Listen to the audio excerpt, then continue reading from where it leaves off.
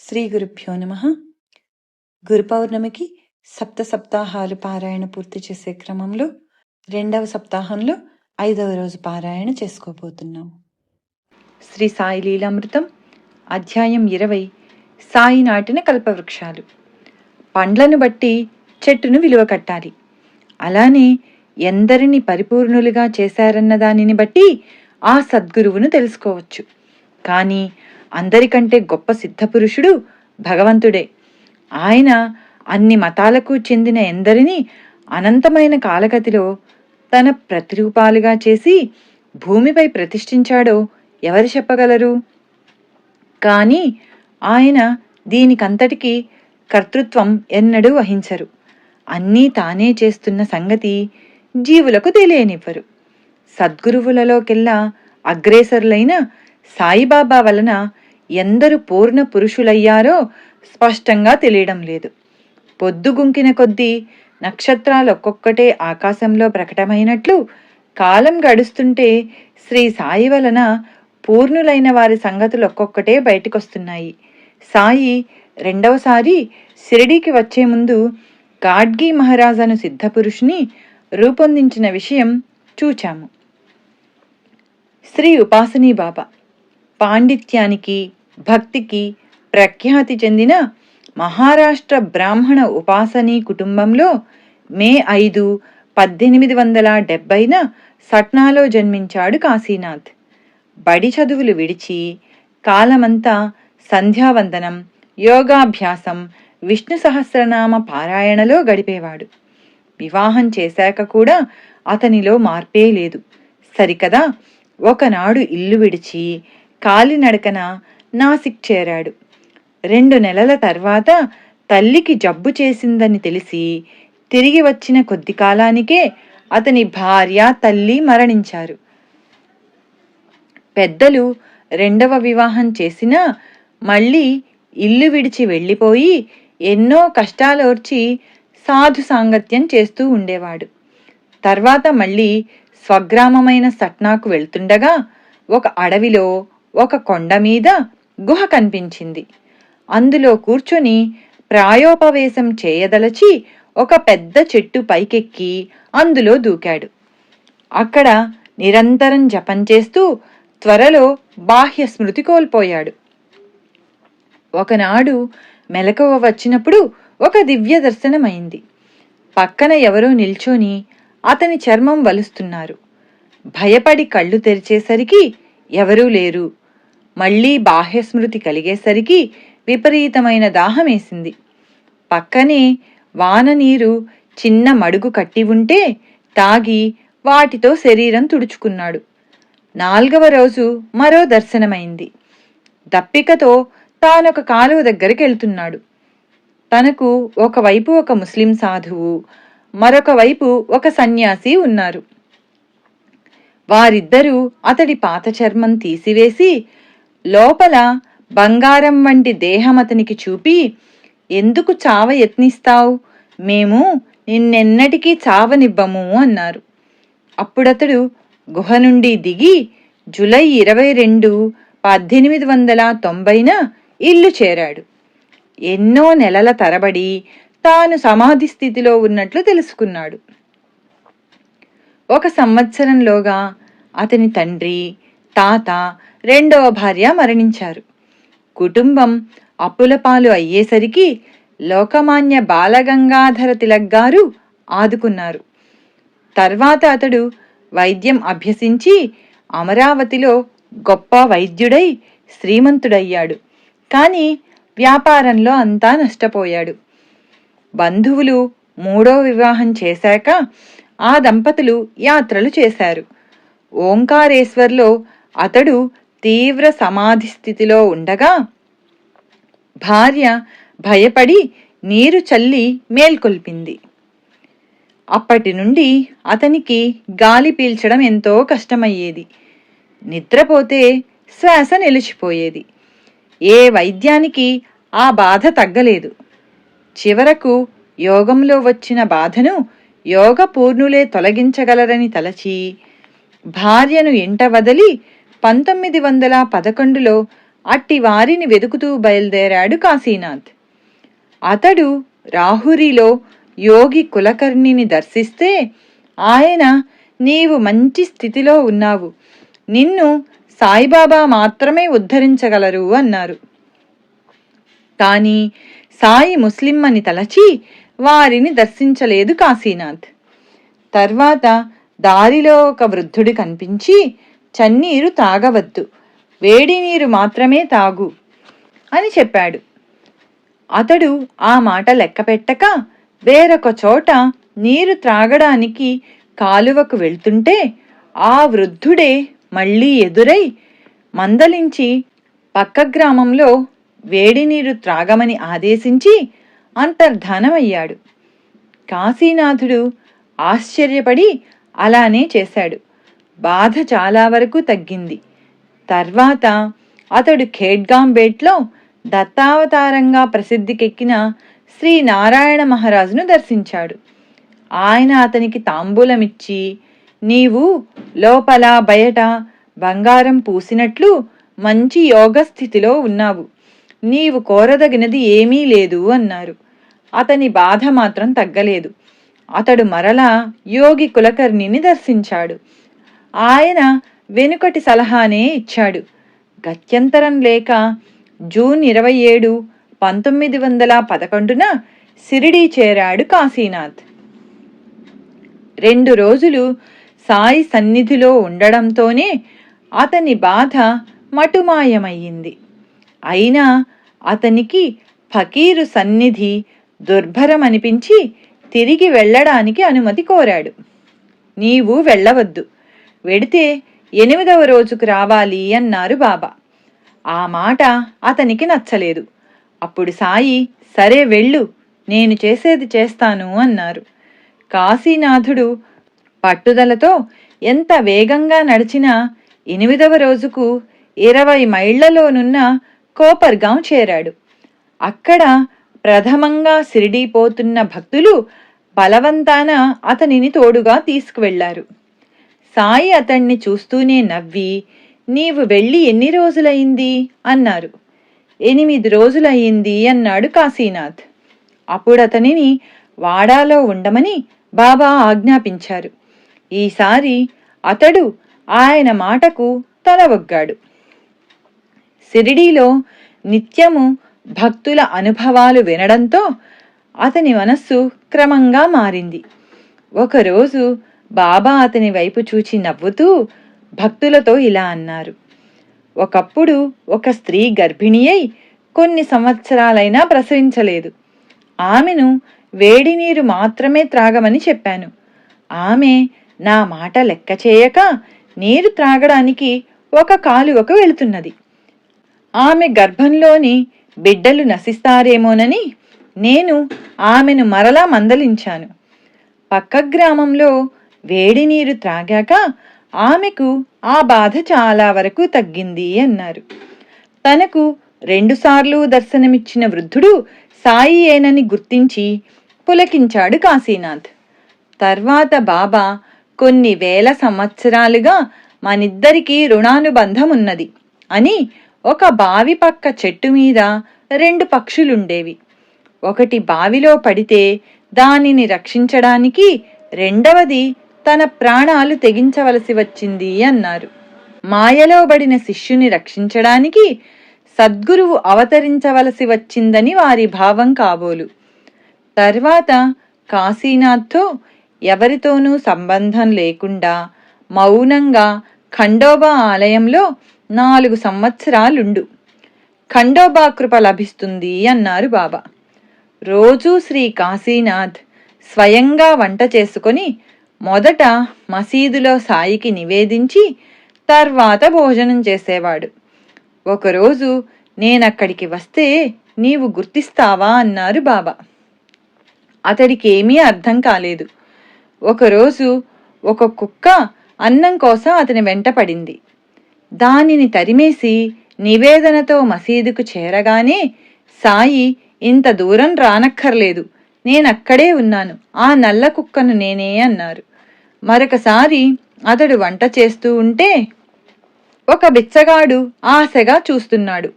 ఆచారవంతుడైన కాశీనాథ్ అతనిని తిట్టి వెళ్ళగొట్టాడు. సాయి ఆనాడు నివేదన అంగీకరించక, అక్కడ హరిజనుడి రూపంలో ఉన్న నన్ను తిట్టావు, నీవెక్కడ చూస్తే అక్కడే ఉన్నాను గుర్తుంచుకో అన్నారు. అతడు సాయి చెప్పినది మరచి వేదాంత గోష్ఠి చేస్తుంటే ఆయన మందలించేవారు. ఇలా 3 సంవత్సరాలకు పైగా గడిచింది. ఆ కాలంలో అతడెన్నో బాధలు అనుభవించాడు. ముక్కోపము, ఆత్మాభిమానము కలవాడేమో ఈ బాధలు మరీ తీవ్రంగా ఉండేవి. ఒకప్పుడు కొన్ని మాసాలు అన్నద్వేషం అనుభవించాడు.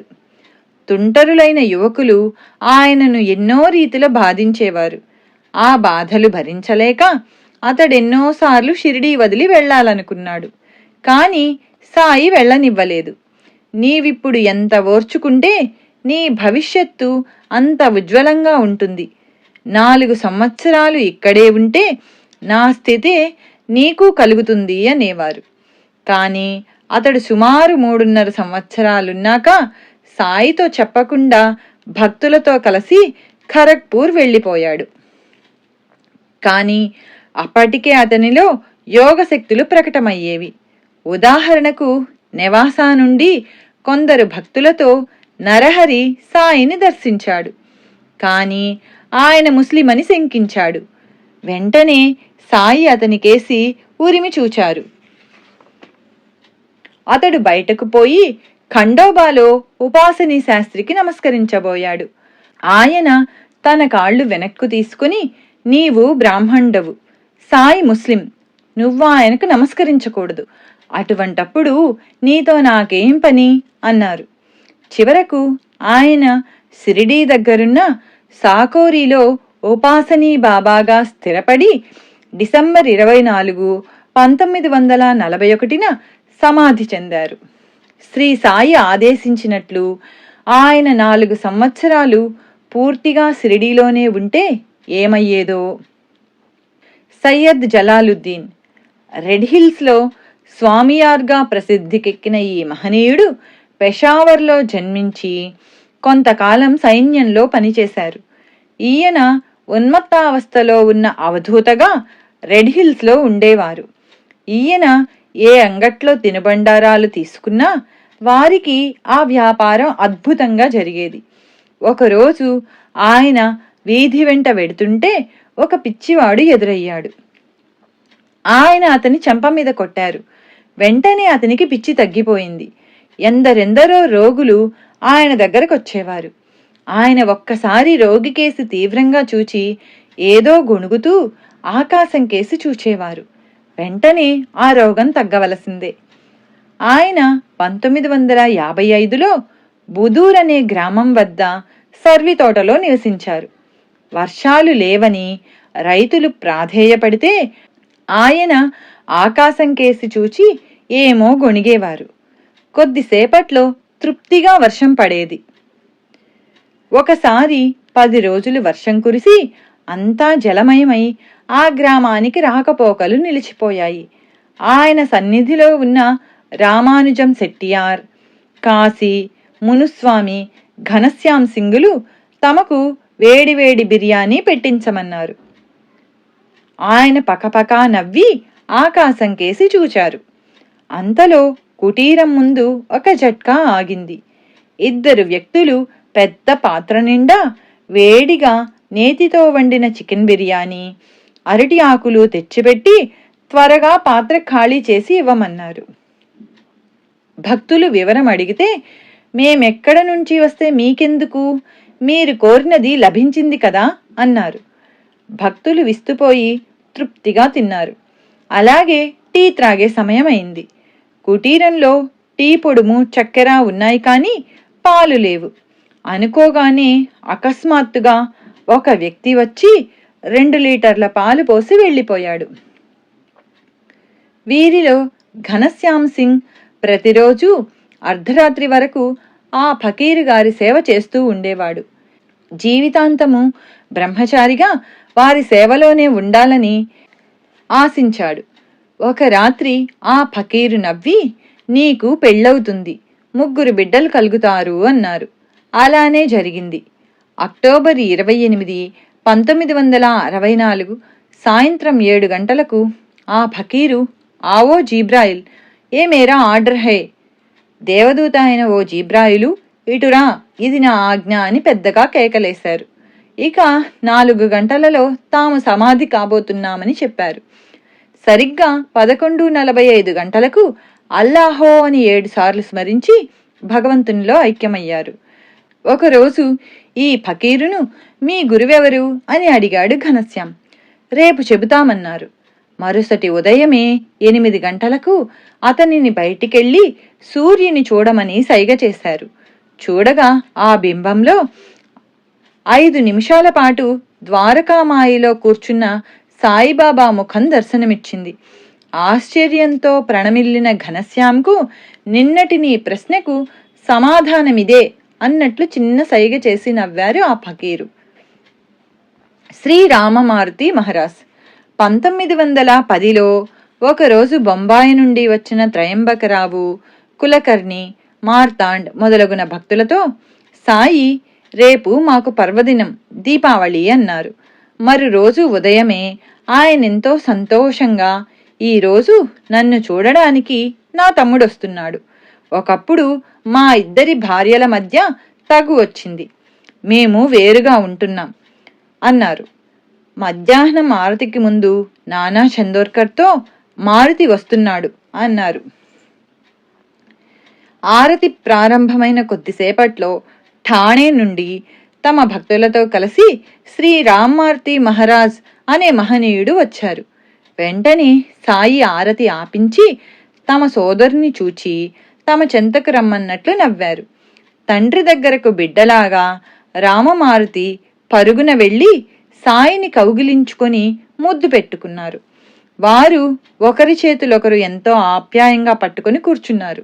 తర్వాత ఆరతి కొనసాగించమని సాయి ఆదేశించారు.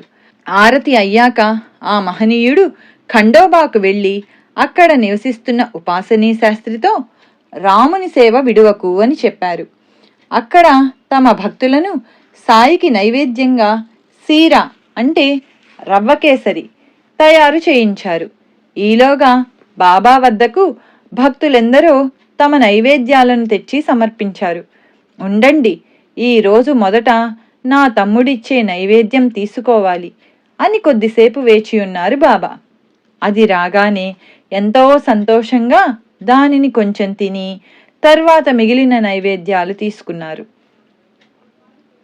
నాటి మధ్యాహ్నం, సాయంత్రం చావడి ఉత్సవంలోనూ ఆ మహాత్ముణ్ణి తమ చెంతనే ఉంచుకొని రాత్రి మాత్రం ఆయనను ఖండోబాలో నిద్రించమని పంపించారు సాయి.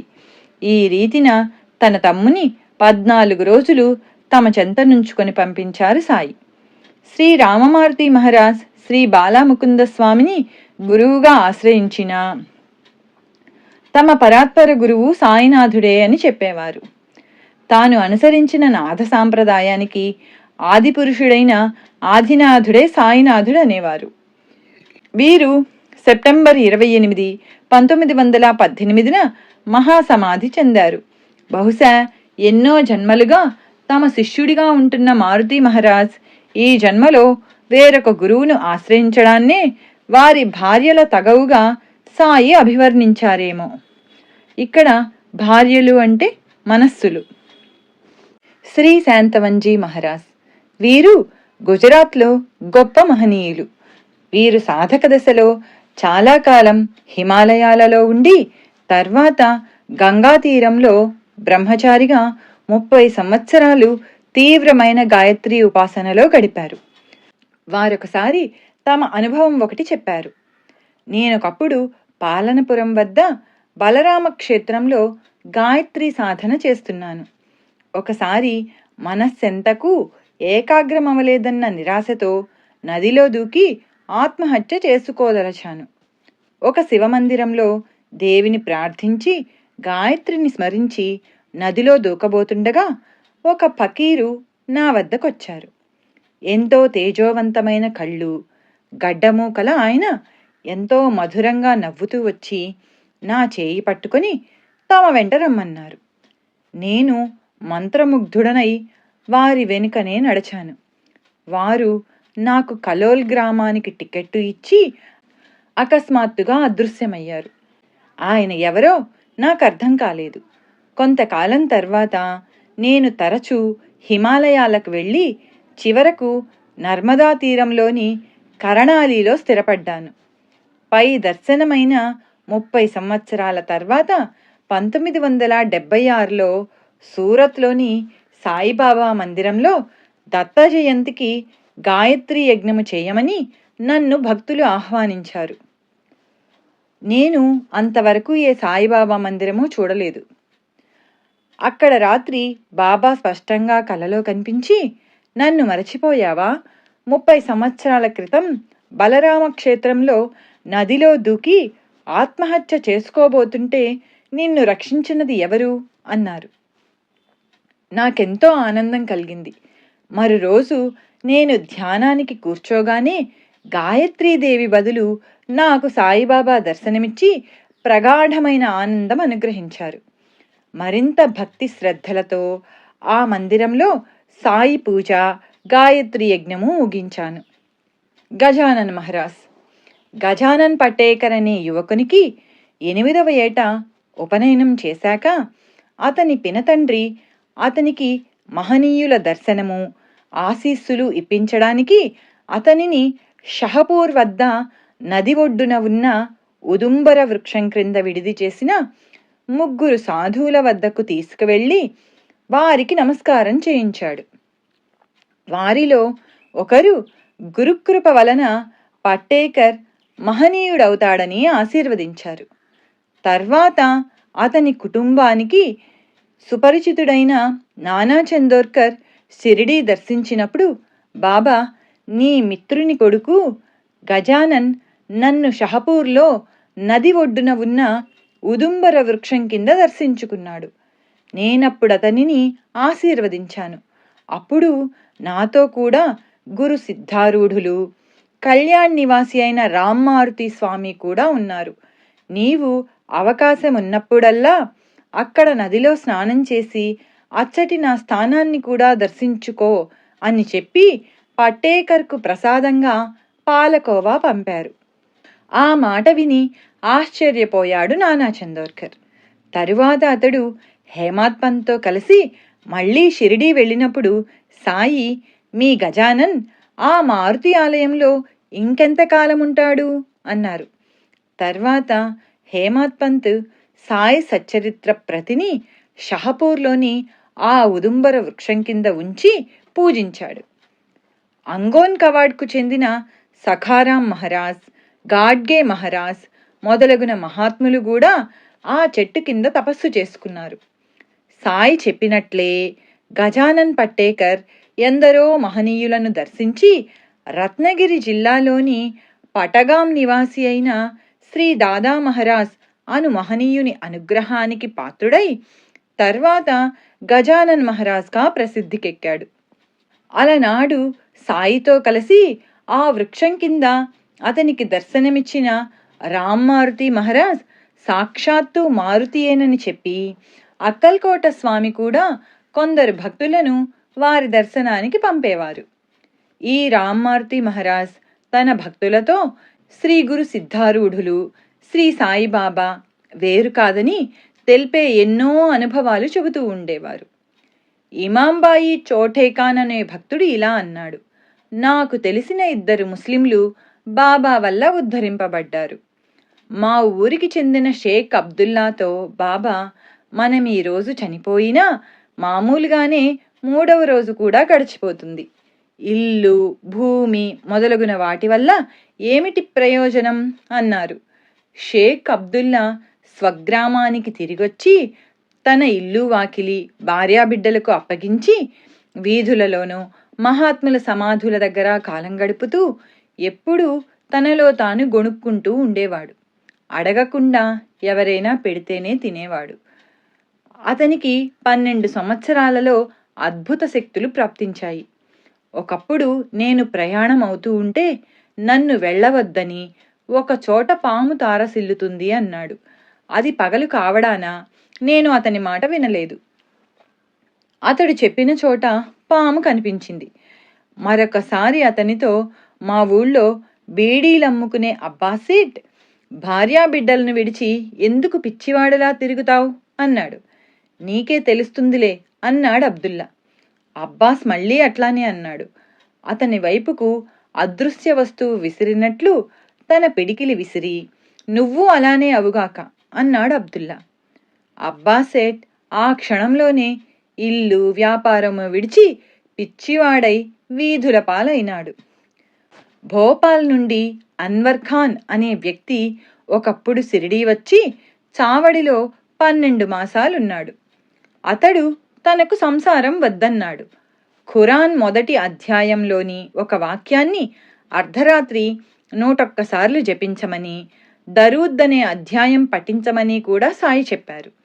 తర్వాత బాబా అతనికి పాలకోవా ప్రసాదంగా ఇచ్చి అరేబియాలోని బాగ్దాదు నగరానికి పొమ్మని ఆదేశించారు. అతను బొంబాయి చేరేసరికి అక్కడ ఖాసిం అను శ్రీమంతుడొకడు చిత్రంగా అన్వర్ ఖాన్ అరేబియా వెళ్లే ఏర్పాట్లు చేశాడు. అతడు మరెప్పుడూ తిరిగి రాలేదు. హీడాబేగ్ అను భక్తుడు సాయిని దర్శించాడు. అప్పుడు ఢిల్లీ నుండి యాకూబ్ అనే మౌల్వీ కూడా షిరిడీ వచ్చి అహర్నిశలు ఖురాన్ పారాయణ చేస్తుండేవాడు. సాయి ఒకరోజు రాత్రి 3 గంటలకు హీడాబేగ్తో, నువ్విక్కడ ఉండవద్దు, కనాడ్ సమీపంలోని కంటోన్మెంట్ దగ్గర ఉండు, నీ పేరు పంజాబ్ షా అన్నాడు. అతడు కనాడ్లో గొప్ప హకీంగా పేరు పొందాడు. శ్రీ సచ్చిదానంద సమర్థ సద్గురు సాయినాథ్ మహారాజ్ కీ జై. శ్రీ సాయి లీలామృతం అధ్యాయం 20 సాయి నాటిన కల్పవృక్షాలు సంపూర్ణం. ఓం సమర్థ సద్గురు శ్రీ సాయినాథాయ నమః. శ్రీ సాయి లీలామృతం అధ్యాయం 21 కాలానికవ్వల. బాబా కీర్తి 1914 నాటికి అన్ని దిక్కులా వ్యాపించి ఉదయ సూర్యుని శోభల నానాటికి వృద్ధి చెందుతూ ఉన్నది. ఎందరెందరో భక్తులు షిరిడీ వచ్చిపోతున్నారు. కానీ బాబా షిరిడీ వచ్చిన మొదటి రోజుల్లోనే ఇక్కడ పెద్ద భవనాలు లేస్తాయి, పెద్ద పెద్దవారొస్తారు, వైభవంగా ఊరేగింపులు జరుగుతాయి, గుర్రము రథము కూడా వస్తాయి అన్నారు. ఆ పిచ్చి పకీరు ఆలోచనలకు అందరూ నవ్వుకున్నారు. కానీ 1914 నాటికి ఇవన్నీ నిజాలయ్యాయి. ఒకరోజు జోగ్ భార్యకు ఊరి బయట వేప చెట్టు పక్కనున్న జాగా చూపి, ఇది మా స్థలము, ఇక్కడొక భవనం లేస్తుంది, మేమక్కడే ఉంటాము, పెద్దలు నన్నక్కడ కనిపెట్టుకొని సేవలు చేస్తారు అన్నారు. ఆమెకు ఆ మాటలు అర్థం కాలేదు. బాబా అప్పుడప్పుడు ఉబ్బసంతో బాధపడుతూ ఉండేవారు. అది వచ్చినప్పుడు ఆయన ఆహారం కూడా తీసుకోలేకపోయేవారు. సంకల్ప మాత్రాన భక్తుల వ్యాధులు తగ్గించగల ఆయన అలా బాధపడడం చిత్రమే. అనుభవించి తీరవలసిన కర్మఫలాన్ని భక్తులు అనుభవించలేనప్పుడు వారి జబ్బులు ఆయన స్వీకరించేవారు. భక్తులపై తమకు గల ప్రేమను వారికలా తెలిపి వారి భక్తి శ్రద్ధలను బలపరచి ఆయన ఉద్ధరిస్తారు. అయినా ఆయన ఆ బాధలు అనుభవిస్తున్నప్పుడు చూచిన భక్తుల ఆందోళన, నిస్సహాయతలు వాళ్లలోని మానవత్వాన్ని పెంచుతాయి. అంటే వారి యొక్క అస్వస్థత కూడా భక్తులకు శిక్షణే. 1915వ సంవత్సరంలో ఆయన అలా బాధపడుతుంటే చూడలేక పురందరే ఏడ్చేశాడు. సాయి, ఎందుకు ఏడుస్తావు? 3-4 రోజులలో తగ్గిపోతుంది. 2 రోజుల క్రిందటే నిన్ను రమ్మని వ్రాయమని కాకాతో చెప్పాను అన్నారు. నిజానికి అతను వ్రాసే లోపలే, నీవు వ్రాయవద్దు, అతడే వస్తున్నాడు అన్నారు బాబా. సరిగ్గా అప్పుడే అక్కడ పురందరే హృదయంలో షిరిడీ వెళ్లాలన్న ప్రేరణ కలిగినది. తర్వాత ఆయన చెప్పినట్లే ఆ బాధ తగ్గిపోయింది. బాబా తమకు జబ్బు చేసినప్పుడు సామాన్యంగా మందు భిక్ష తీసుకునేవారు కాదు. అయినా ఆ భిక్షపై జీవించే జీవుల కోసం ఆయన వీధిగా భిక్షకెళ్లేవారు. నడవలేనప్పుడు తమను పట్టుకొని భిక్షకు లెండికి తీసుకెళ్లమనేవారు. అయినా వారిలో దైన్యము, అసహాయత కనిపించేవి కావు. ఒకసారి ఒక భక్తుడు ఒక చక్రాల కుర్చీ సమర్పించాడు, కానీ ఆయన దానిని ఎన్నడూ వాడలేదు. అరుదుగా ఆయనే చికిత్స చేసుకునేవారు. ఒకసారి కండ్ల కలక వస్తే మిరియాలు నీటిలో నూరి ఆ ముద్దను కళ్ళలో పెట్టుకున్నారు. త్వరలో ఆ బాధ తగ్గిపోయింది. ఒక్కొక్కప్పుడు మలబద్ధకానికి సోనాముఖి కషాయం కాచి భక్తులకిచ్చి సాయి కూడా సేవించేవారు. 1916వ సంవత్సరంలో ఒక వింత జరిగింది. విజయదశమికి వచ్చిన భక్తులతో షిరిడీ వీధులు కిటకిటలాడుతున్నాయి. నాటి సాయంత్రం అందరూ పూజాద్రవ్యాలు తీసుకుని మేళతాళాలతో ఊరి పొలిమేరకు వెళ్ళి సీమోల్లంఘనం పూజ చేసి వస్తున్నారు. పూర్వం రాజులు ఆ రోజున దిగ్విజయానికి బయలుదేరి పొలిమేరలు దాటేవారని చెబుతారు.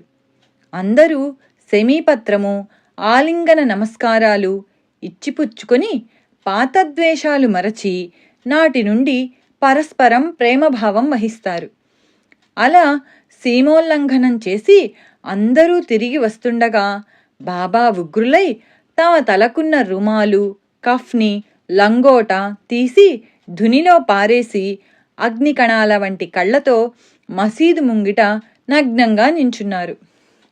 వారిలో ఒక దివ్యమైన వర్చస్సు ప్రస్ఫుటమైంది. మూఢులారా, ఇప్పుడు చూచి నేను హిందువునో ముస్లింనో తేల్చుకోండి అని కేకలేశారు. అందరూ భయపడిపోయారు. చివరకు కుష్ఠురోగి భాగోజీ సాహసించి ఆయన నడుముకు లంగోటా చుట్టి, బాబా శుభమా అని సీమోల్లంఘనం జరుగుతూ ఉంటే మీరెందుకిలా భక్తులను భయపెడతారు అన్నాడు. కానీ సాయి సట్కా నేలకేసి కొడుతూ, ఈ దినమే నా సీమోల్లంఘనం అని కేకలేశారు. ఆ మాటలు ఎవరికీ అర్థం కాలేదు. నాడు చావడి ఉత్సవం జరగదని భక్తులు తలచారు. కానీ కొంతసేపటికి బాబా శాంతించి గుడ్డలు ధరించి తమ ఆసనంపై కూర్చున్నారు. రాత్రి 11 గంటలకు జరిగిన చావడి ఉత్సవంలో మామూలుగా పాల్గొన్నారు. తర్వాత కొద్ది కాలానికి స్థానిక భక్తుడు రామచంద్ర పాటిల్కు జబ్బు చేసి ఎన్ని చికిత్సలు చేసినా తగ్గలేదు. అతడు భయంతో సాయిని స్మరిస్తున్నాడు. ఒక రాత్రి అతనికి బాబా సాక్షాత్కరించారు. ఆయన పాదాలపైబడి తన అంతిమ ఘడియ ఎప్పుడో చెప్పమని పాటిల్ కోరాడు. భయం లేదు, మృత్యుదేవత ఉత్తర్వు రద్దయింది. త్వరలో నీ జబ్బు తగ్గుతుంది. కానీ నాకు తాత్యా గురించే ఆందోళనగా ఉన్నది. అతడు 1918వ సంవత్సరం విజయదశమి రోజున మరణించవలసి ఉన్నది. ఈ సంగతి ఎవ్వరికీ చెప్పవద్దు అన్నారు బాబా. రామచంద్ర పాటిల్ కొద్ది రోజులలో కోలుకున్నాడు. కానీ తాత్యా గురించి కలత చెంది ఆ విషయం బాలాషింపీకి మాత్రం చెప్పాడు. బాబా తాము సంకల్పించిన కార్యాలు నెరవేర్చమని ఎవరినీ అర్థించరు, ఆజ్ఞాపించరు. భగవంతుడే ఆయన యజమాని. ఆయన ఎవరిని అర్థించాలి? అంతటా నిండిన అన్ని జీవుల చైతన్యమే ఆయన కనుక ఆయన సంకల్పమే వ్యక్తుల మనస్సులను, పరిస్థితులను ఆదేశించి నెరవేర్చేది. నాగపూర్కు చెందిన కోటీశ్వరుడు బాబూసాహెబ్ బూటి ఒకనాడు సిద్ధపురుషుడైన హజరత్ తాజుద్దీన్ బాబా గారిని దర్శించాడు. ఆయన, నీవిక్కడికెందుకొచ్చావు? నీ గురువు షిరిడీలో నీకోసం వేచియున్నాడు, త్వరగా వెళ్ళు అన్నారు. అతడు త్వరలో సాయిని దర్శించి ఆయన దివ్య మహిమకు మంత్రముగ్ధుడై తరచూ షిరిడీలో ఎక్కువ కాలం ఉండసాగాడు. కనుక అక్కడే ఒక భవనం నిర్మించుకోదలిచాడు. అతడు ఒక రాత్రి దీక్షిత్వాడాలో నిద్రిస్తుంటే కలలో బాబా కనిపించి షిరిడీలో ఒక భవనము, అందులో ఒక పూజా మందిరము నిర్మించమని ఆజ్ఞాపించారు. అతడికి మెలకువ వచ్చి చూచేసరికి పక్కనే శ్యామ కలవరిస్తూ కన్నీరు కారుస్తున్నాడు. నిద్రలేపి కారణమడిగితే స్వప్నంలో బాబా కనిపించి, ఒక భవనము, మందిరము నిర్మించండి, నేనక్కడుండి అందరి కోరికలు తీరుస్తాను అని స్పష్టంగా చెప్పారు. అందుకు నాకు భావోద్రేకం కలిగింది అన్నాడు శ్యామ. శ్యామ, కాకాదీక్షితుల సహాయంతో ప్లాను గీయించి బాబా అనుమతి ఆశీర్వచనము పొందాడు బూటి. వెంటనే పని ప్రారంభమై త్వరగా క్రింది అంతస్తు పూర్తయింది. సాయి నిత్యము లెండీకి వెళ్ళి వచ్చేటప్పుడు తగిన సూచనలిస్తూ ఉండేవారు. పూజామందిరంలో మురళీధరుని ప్రతిష్టకు ఒక వేదిక నిర్మించాలన్నాడు బూటి. బాబా, అది పూర్తి కాగానే అందులో నేనే ఉంటాను, మనమందరం అక్కడే ఆడుకుంటూ ఆలింగనం చేసుకుంటూ ఆనందంగా ఉందాం అని చిన్నగా నవ్వారు. ఆ క్షణమే పరమ పవిత్రమని టెంకాయ కొట్టి పని ప్రారంభించారు. మురళీధరుని విగ్రహం చేయమని శిల్పులను నియమించారు. భవనం కట్టుబడి సక్రమంగా సాగుతున్నందుకు బూటి పొంగిపోయాడు. వేగంగా పెరిగిపోతున్న షిరిడీ వైభవం చూచి పారవస్యంతో రోజులు పరిగెడుతున్నాయి. 1918వ సంవత్సరంలో కొద్ది నెలలు గడిచాయి.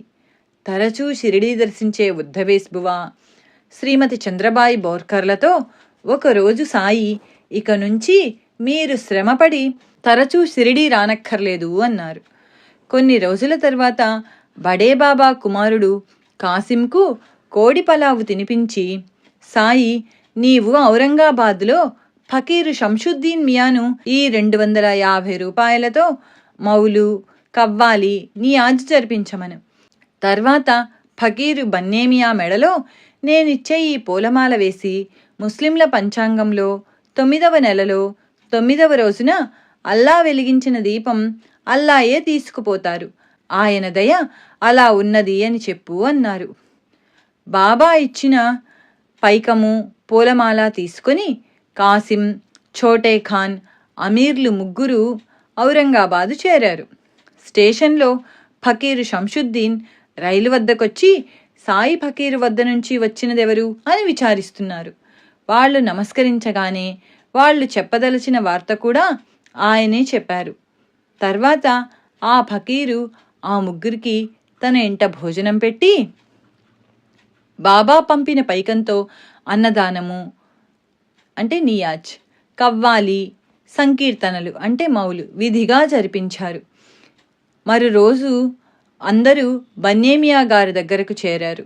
ఆయన ఒక చేయి ఆకాశం వైపు, రెండవ చేయి నేల వైపు చాచి నిశ్చేష్టులై నిలబడి ఉన్నారు. అక్కడ అరేబియా నుండి వచ్చిన కొందరు భక్తులున్నారు. ఆ స్థితిలో ఆయన్ను పలకరిస్తే ఆ ఫకీరు ఉగ్రులై మీదికొస్తారని వారు హెచ్చరించారు. కానీ గంటైనా ఆయన మేల్కోలేదు. చివరకు ఆయన మెడలో మాల వేశాక వెంటనే మేల్కొని పైనున్న చేతిని దించారు. సాయి పంపిన సందేశం విని కొద్ది క్షణాలు ఆకాశం వైపు చూచి కన్నీరు కార్చారు. ఆ ముగ్గురికి దాని భావమేమో తెలియలేదు. అక్టోబరు నెల ప్రవేశించింది. బాబా అంతకు కొద్ది రోజుల ముందు నుండి వాఝే అనే భక్తుని చేత రోజు రామ విజయం అనే గ్రంథం నియమంగా చదివించుకొని విన్నారు. ఆ రోజు బాబా భిక్షకు వెళ్లారు. వారు తమ గురుప్రసాదమని ప్రాణప్రదంగా చూచుకునే ఇటుక మసీదులో నేలపైనున్నది. నిత్యము దానికి మహల్సాపతి, కాశీరాం షింపీలు అభిషేకము పూజ చేసి ధుని దగ్గర ఉన్న స్తంభం పక్కన పెట్టేవారు. ఆనాడు మాధవ్ పస్లే మసీదు చిమ్ముతూ దానిపై దుమ్ము పడకుండా చేతిలోకి తీసుకోగానే అది జారి కింద పడి విరిగిపోయింది. సాయి కోపిస్తారని పస్లే భయంతో వణికిపోయాడు. కొద్దిసేపట్లో సాయి రానే వచ్చారు. విరిగిన ఇటుక చూచి కోపించలేదు. దానిని చిక్కిలికి ఆనించుకొని కన్నీరు కారుస్తూ, విరిగినది ఇటుక కాదు, నా ప్రారబ్ధం. ఇది నా జీవిత సహచరి, ప్రాణానికి ప్రాణం. దాని సహాయంతోనే నేను ఆత్మను ధ్యానించేది. అది విరిగిపోయింది. ఇక నేనెక్కువ కాలం జీవించను అన్నారు. అప్పుడు బాబా అనుమతిస్తే ఆ 2 ముక్కలను వెండి తీగతో కానీ లేక బంగారు తీగతో కానీ కలిపి గట్టిగా చుట్టించి ఇస్తానన్నాడు బూటి. కానీ బాబా అందుకు అంగీకరించలేదు.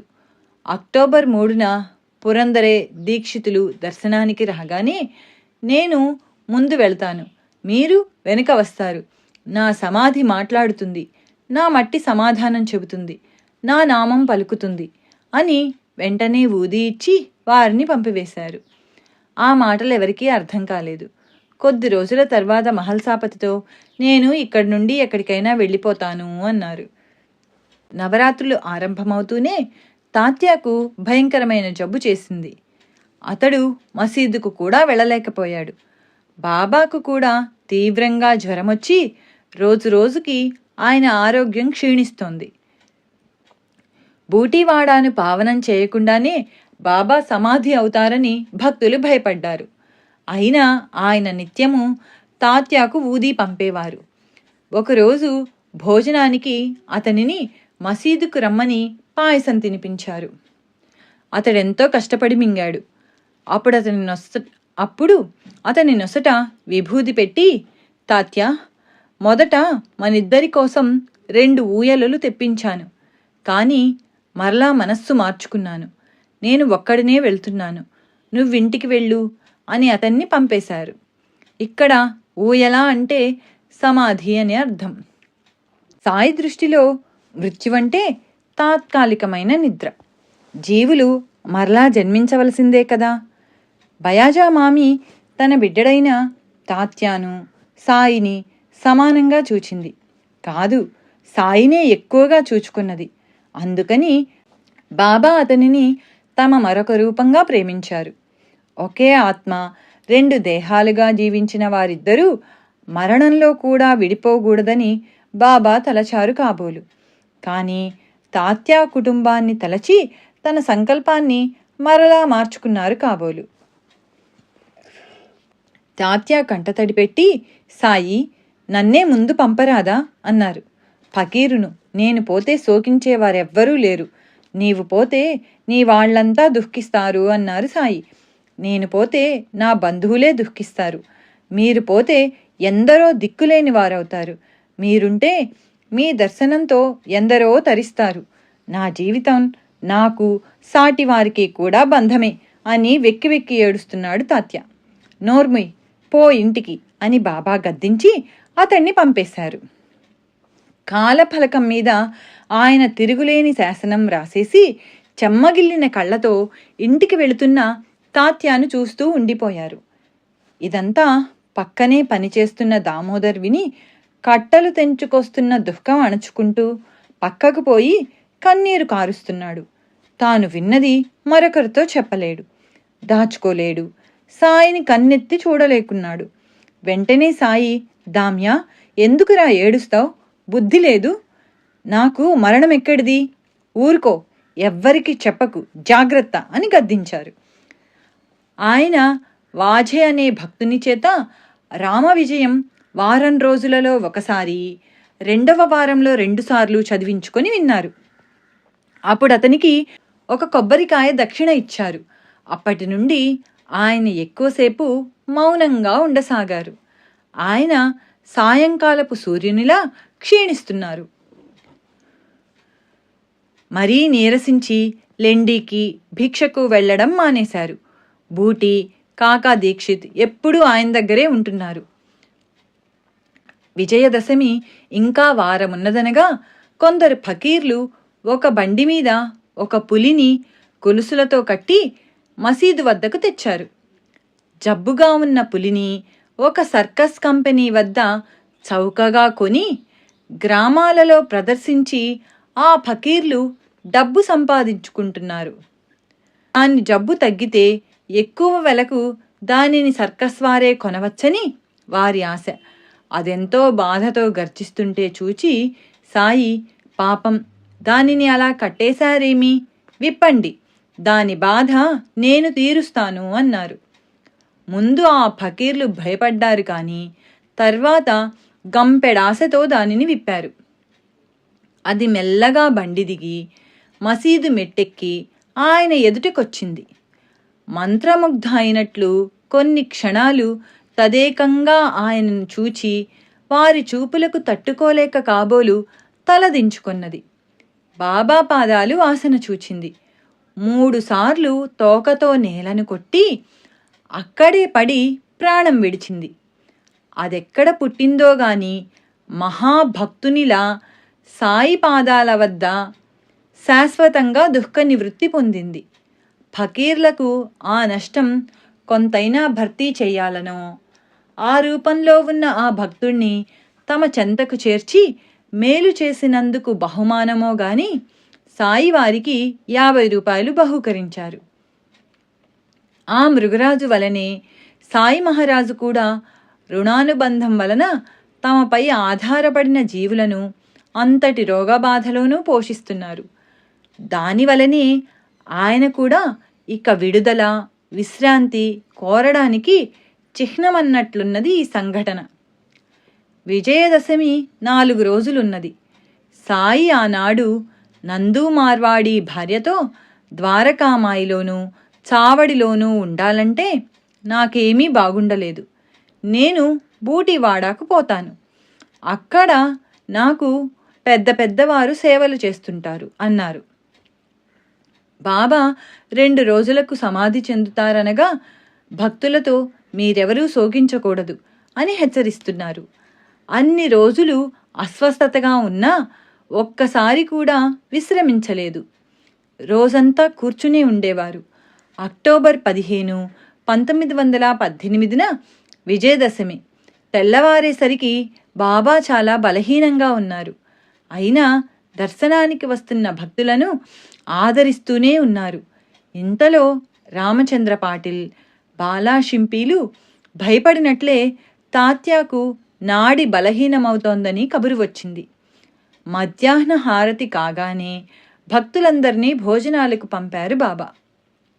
శ్రీమతి లక్ష్మీబాయి, భాగోజీ, బయ్యాజీ అప్పాకోతే పాటిల్, బాలాషింపి, నిమోన్కర్, శ్యామాలు మాత్రం ఆయన దగ్గరే ఉండిపోయారు.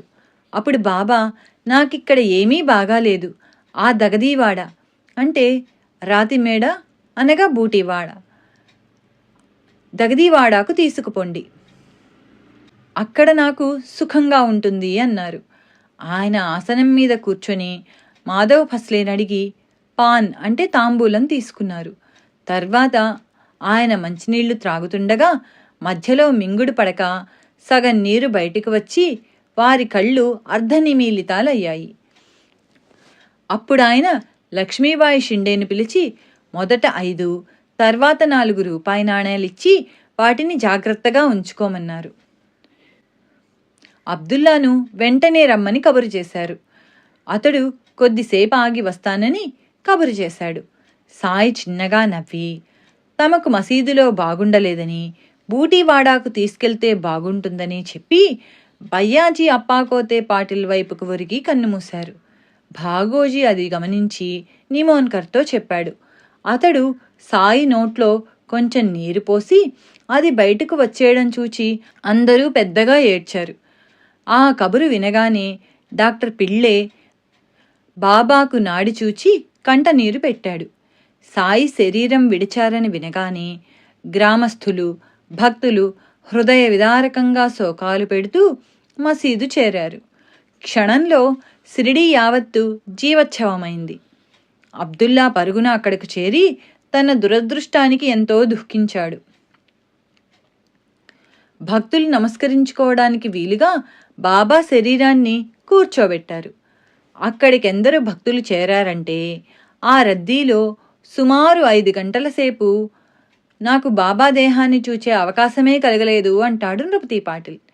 బాబా శరీరం మీద లెక్కలేనన్ని పూలమాలలు, రాసులు రాసులుగా పువ్వులు వేస్తున్నారు.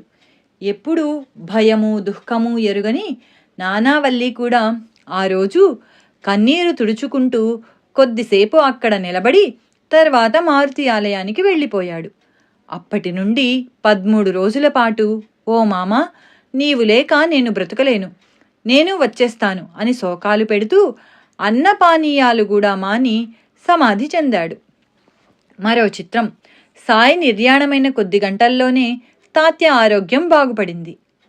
సాయి కోరికననుసరించి వారి దేహాన్ని బూటివాడాలో సమాధి చేయడానికి భక్తులు సిద్ధం చేస్తున్నారు. ఇంతలో కుశాల్చంద్ ఆధిపత్యాన కొందరు ముస్లింలు తమ మతానుసారం ఆ దేహాన్ని ఆరుబయట సమాధి చెయ్యాలని పట్టుబట్టడంతో భక్తులలో వివాదం చెలరేగి ఎంతకు తెగలేదు. చివరకు ఎక్కువ మంది భక్తులు ఎలా కోరితే అలా చేయాలని పెద్దలు 2 పక్షాల వారి సంతకాలు వేలిముద్రలు సేకరిస్తే సాయి సంకల్పమే నెగ్గింది. బూటీవాడాలో మురళీధరుని విగ్రహ ప్రతిష్టకని ఏర్పరిచిన వేదిక కింద సాయి దేహాన్ని 17వ తేదీన సమాధి చేసి దానిపై వారి పటముంచారు. అంత్యక్రియలలో బాలాభాటే ప్రధాన పాత్ర వహించాడు. సాయికి గురుప్రసాదంగా లభించిన ఇటుక విరిగింది కదా, దాని ముక్కలు రెండూ కలిపి వెండి తీగతో కట్టి సమాధిలో బాబా తల కింద ఉంచారు. అలానే బాబా దగ్గర ఎప్పుడూ ఒక చిన్న మూట ఉండేది. ఆయన దానినెప్పుడూ ఎవరిని ముట్టుకోనిచ్చేవారు కాదు. వారు మహాసమాధి చెందాక చూస్తే అందులో వారికి కాశీరాం ఏనాడో సమర్పించుకున్న ఆకుపచ్చని పాత కఫ్నీ, టోపీ ఉన్నాయి.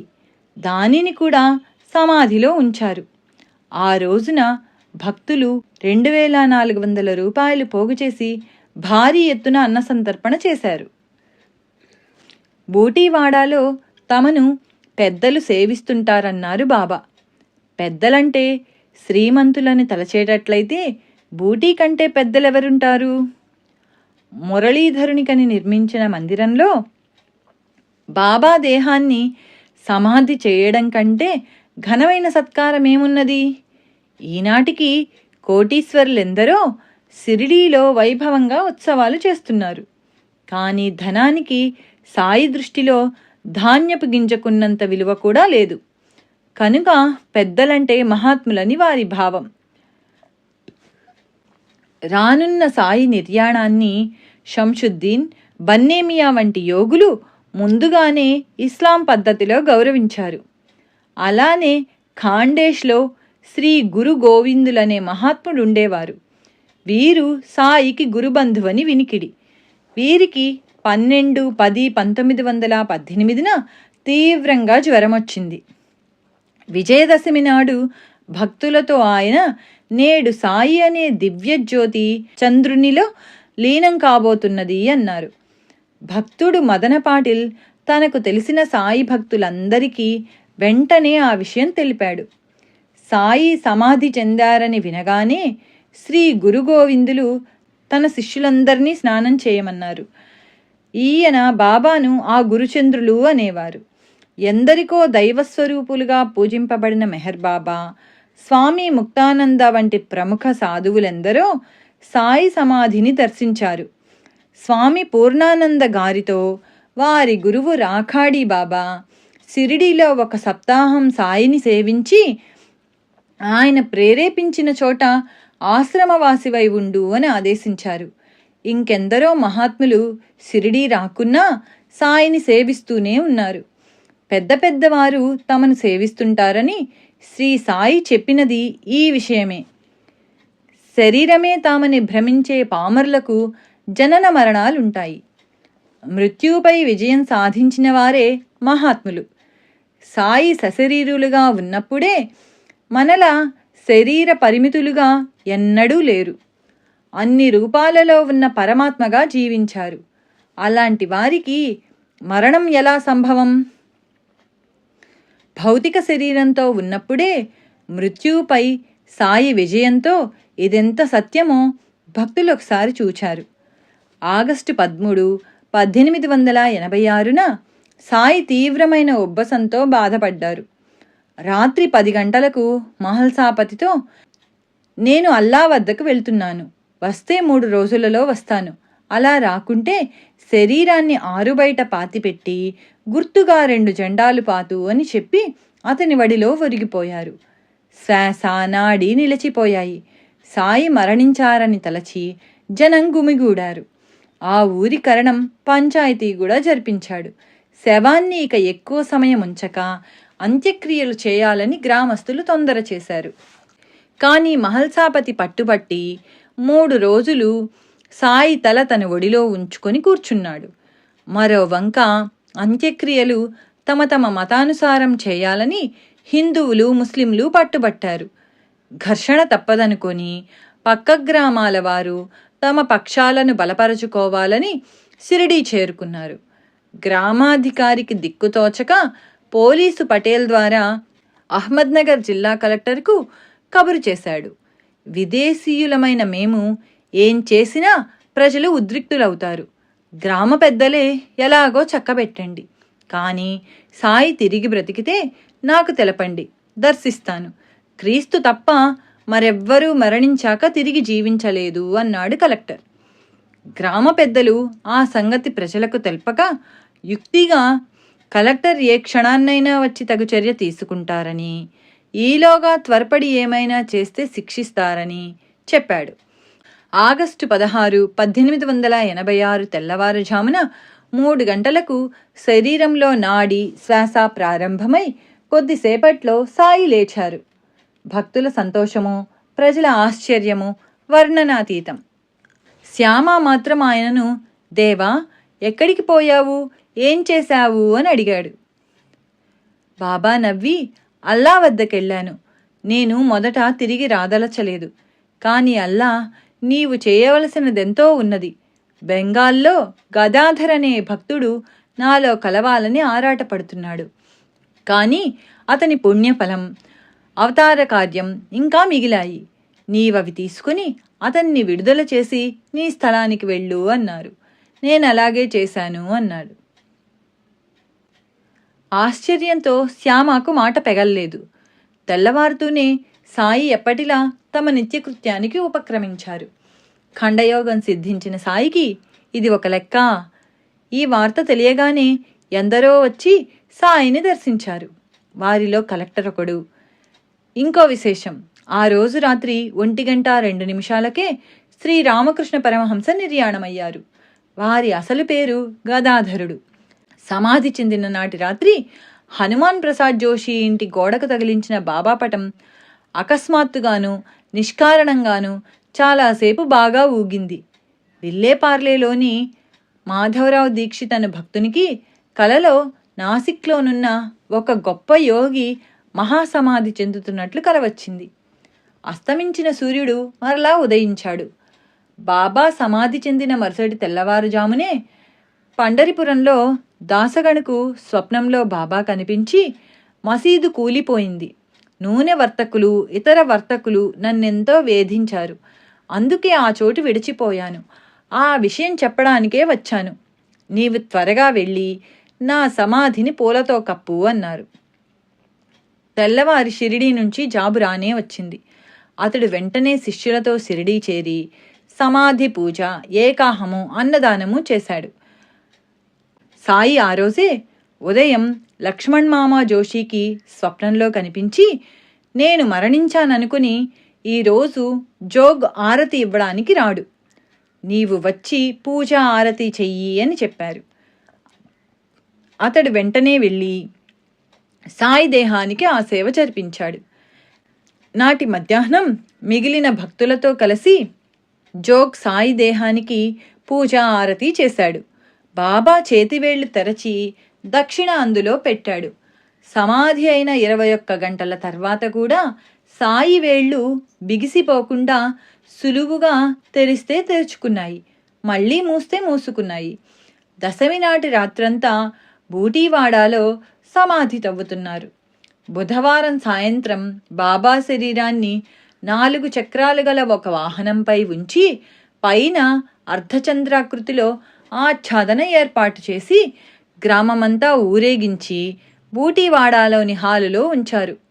సుమారు 36 గంటల తర్వాత కూడా సాయి శరీరం కొంచెం కూడా బిగవక కఫ్నీ విప్పడం కూడా ఎంతో తేలికగా వీలైంది.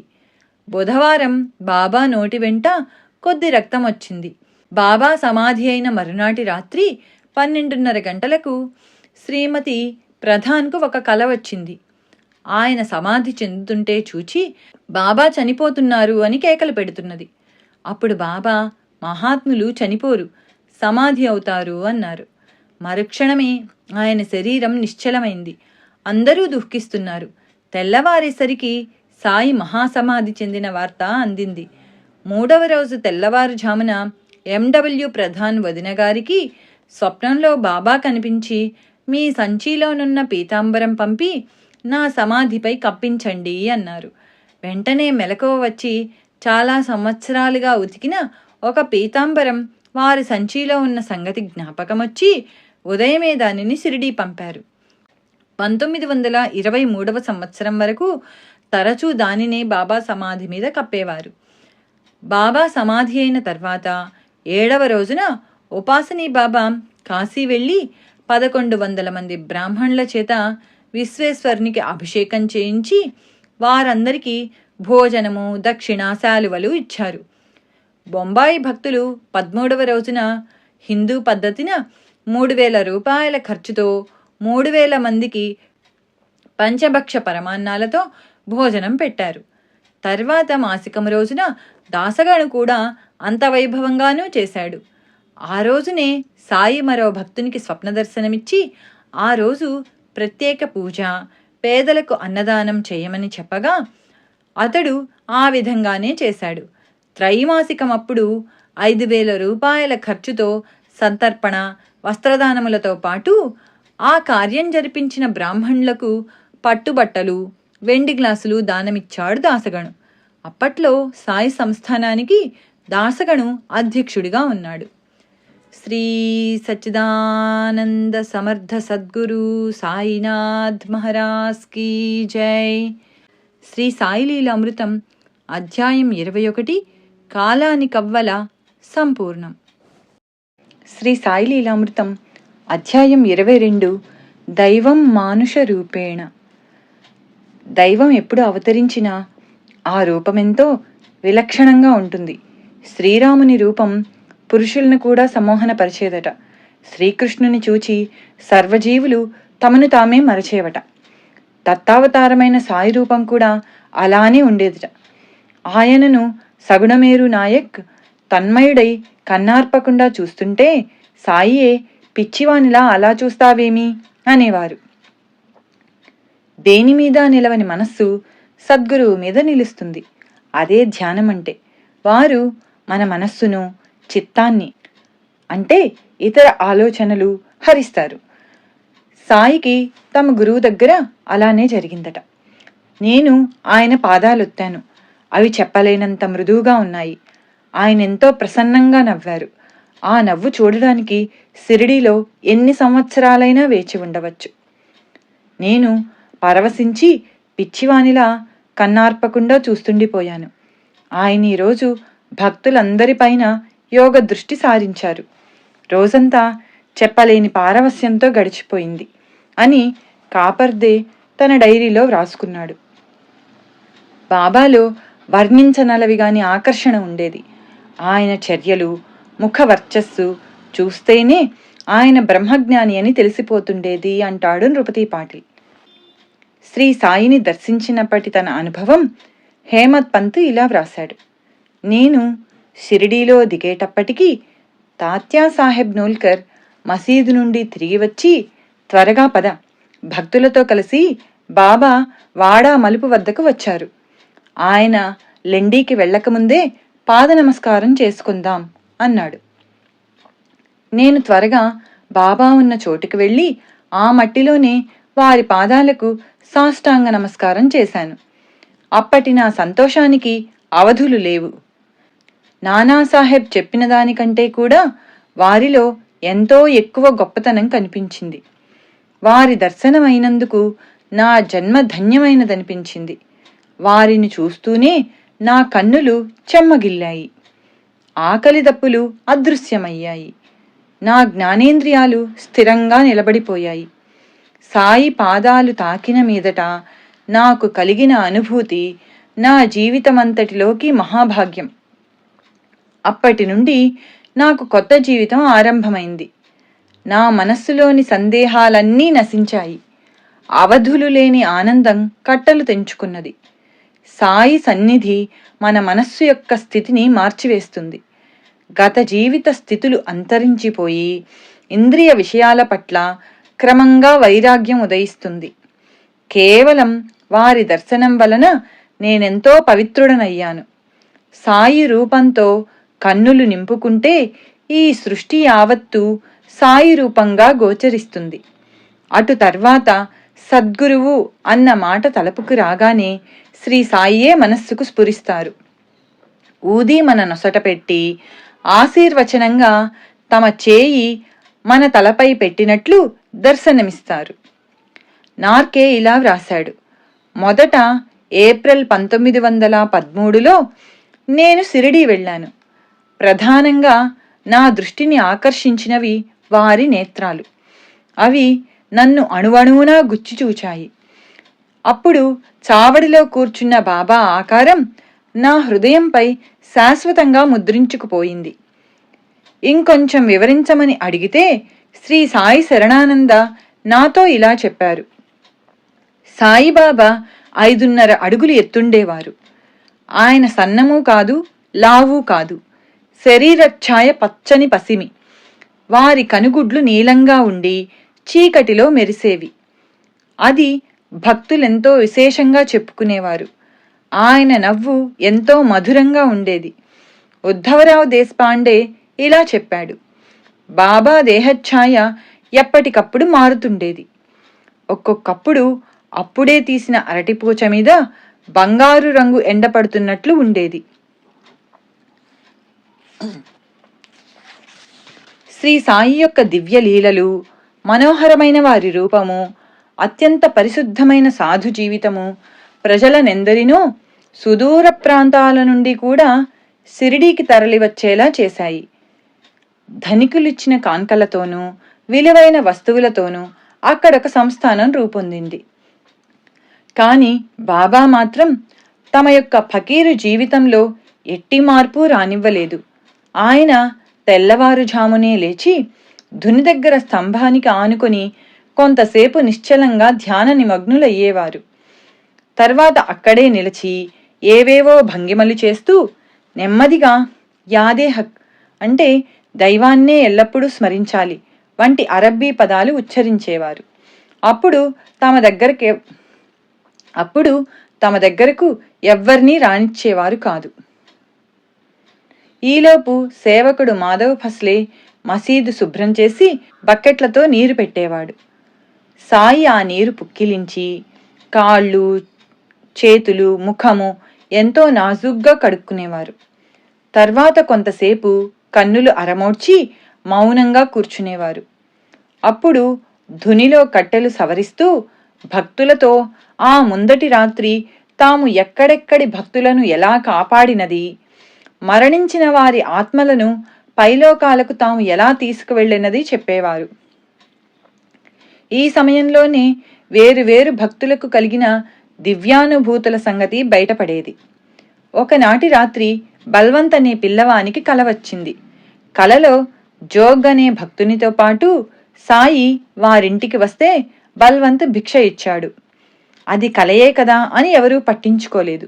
కానీ మరో రోజు అతడు మసీదుకు రాగానే బాబా, నిన్న మీ ఇంటికి వచ్చాను, భిక్ష ఇచ్చావు కానీ దక్షిణ ఇవ్వలేదు, 25 రూపాయలు ఇవ్వు అన్నారు. బల్వంత్ దక్షిణ తెచ్చి సమర్పించాడు. మరొక రోజు కాపర్దేకు సాయి పదే పదే చిలిం అందించారు. ఆ పొగ పీల్చగానే అతని సంశయాలన్నీ తొలగి ఎంతో ఆనందం కలిగింది. ఒకప్పుడు ఆయన ధునిలో తమ చేయి పెట్టి వేరొక గ్రామంలో కమ్మరి కొలిమిలో పడబోయిన బిడ్డను రక్షించారు. అప్పుడాయన చేయి బాగా కాలింది. అది చూచి తాత్య కంటతడి పెట్టాడు. సాయి నవ్వి, తాత్య, ఎందుకేడుస్తావు? 2000 పిడకలు పేర్చి వాటిపై ఈ శరీరాన్ని కాలుస్తున్నా మనం చెలించకూడదు. నిజమైన జ్ఞానానికి అదే గీటురాయి అన్నారు. అప్పటి నుండి భక్తుడు, కుష్ఠురోగి అయిన భాగోజీ వారి చేతికి నిత్యము నేయి మర్దించి ఆకు వేసి కట్టుకట్టేవాడు. అతను తన శ్రద్ధను కాపాడుకోవడానికి సాధనగా కాబోలు ఆ గాయం మానిపోయాక కూడా బాబా యావజ్జీవితము అతని చేత ఆ సేవ చేయించుకునేవారు. అది పూర్తయ్యేసరికి ఉదయం 7:30 గంటలు అయ్యేది. మొదటి రోజులలో బాబా 3-4 రోజులకొకసారి ఈ సమయంలో బావి దగ్గరకు వెళ్ళి కాళ్ళు చేతులు కడుక్కుని నీరు పుక్కిలించి ఉమ్మివేసేవారు. కుష్ఠురోగులు ఆ నీరు వంటికి రాసుకునేవారు. ఎందరికో ఆ వ్యాధి తగ్గిపోయింది. తర్వాత భక్తులు 2 రాగి హండాలలో వేడి నీళ్లు, 2 బిందెలు చన్నీళ్లు మసీదులో పెట్టి చుట్టూరా తెరలు దించేవారు. సాయి ఆ నీరు కలుపుకొని సుమారు 1:30 సేపు స్నానం చేసి ధుని దగ్గర నిలబడేవారు. సన్నిహిత సేవకులు, వీపు, మెడ, తల తుడిచేవారు. యోగికి చన్నీటి స్నానము, స్నానం చేసి తీరాలన్న నియమము యోగశాస్త్ర గ్రంథాలు నిషేధించాయి. అంతేకాదు, ఎవరైనా స్నానం చేయమని చెబితే నేనిప్పుడే కాశీ వెళ్లి గంగలో స్నానం చేసి వచ్చాను, మరలా ఇక్కడ స్నానమెందుకు అనేవారు. నిత్యము కాశీలో స్నానం చేయడం శ్రీ దత్తాత్రేయుని ఆచారం. అంటే తామే దత్తాత్రేయుడని ఆయన సూచించారన్నమాట. ఈ రీతిన ఒక్కొక్కసారి ఆయన 6 వారాల దాకా కూడా స్నానం చేసేవారు కాదు. స్నానమయ్యాక ఆయన ఒక రంగు వస్త్రం కట్టుకొని ఒక్కొక్కప్పుడు కఫ్నీ తడిపి ధుని మీద ఆరబెట్టి తిరిగి తొడుక్కునేవారు. ఆ కఫ్నీ, తలకట్టు కూడా ఆయన కొన్ని నెలల దాకా మార్చేవారు కాదు. అవి మార్చదలిచినప్పుడు కాశీనాథుడనే దర్జీవాణ్ణి పిలిచి కొత్తది తెమ్మనేవారు. అతడు తీసుకురాగానే అది ధరించి పాతది ధునిలో పారేసి నమస్కరించేవారు. ఒక్కొక్కప్పుడు తమతో పాటు మరికొందరు భక్తులకు కూడా కఫ్నీలు ఇచ్చేవారు. ఆయన కఫ్నీ మార్చడం మరీ ఆలస్యమై పాతది చిరిగిపోయేది.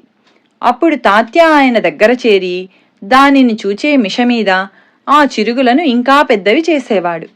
అయినా ఆయన కొత్తది వేసుకునే బదులు మధ్యాహ్నం ఒంటరిగా ఉన్నప్పుడు ఒక ముల్లును సూదిగా చేసుకుని ఆ చిరుగులన్నింటికీ మాసికలు వేసుకునేవారు. అలాగే ఆయనకు బుద్ధి పుట్టినప్పుడు బాల అనే మంగలి చేత తన తల నున్నగా గొరిగించుకొని మీసం కోసుగా కత్తిరించుకునేవారు. దర్జీవానికి గాని మంగలివానికి గాని చేతికొచ్చినంత పైకమిచ్చేవారు. అయితే అదెప్పుడు వారి పనికి తగిన కిరాయి కంటే ఎంతో ఎక్కువ ఉండేది. బాబా ఎంతో మితభాషి. ఎక్కువగా కన్నులరమోడ్చుకుని భక్తులు రాగానే ఒక్కసారి వారికేసి చూచేవారు. పిల్లలతో వినోదంగా మాట్లాడేవారు. పసిపిల్లలను ఎత్తుకొని పలకరించేవారు. ఒకసారి పక్క గ్రామం నుండి తరచూ షిరిడీ వచ్చే పిలాజీ గురవ్ తన 10 సంవత్సరాల కొడుకు తనతో వస్తానని మారం చేస్తే వాణ్ణి కొట్టాడు.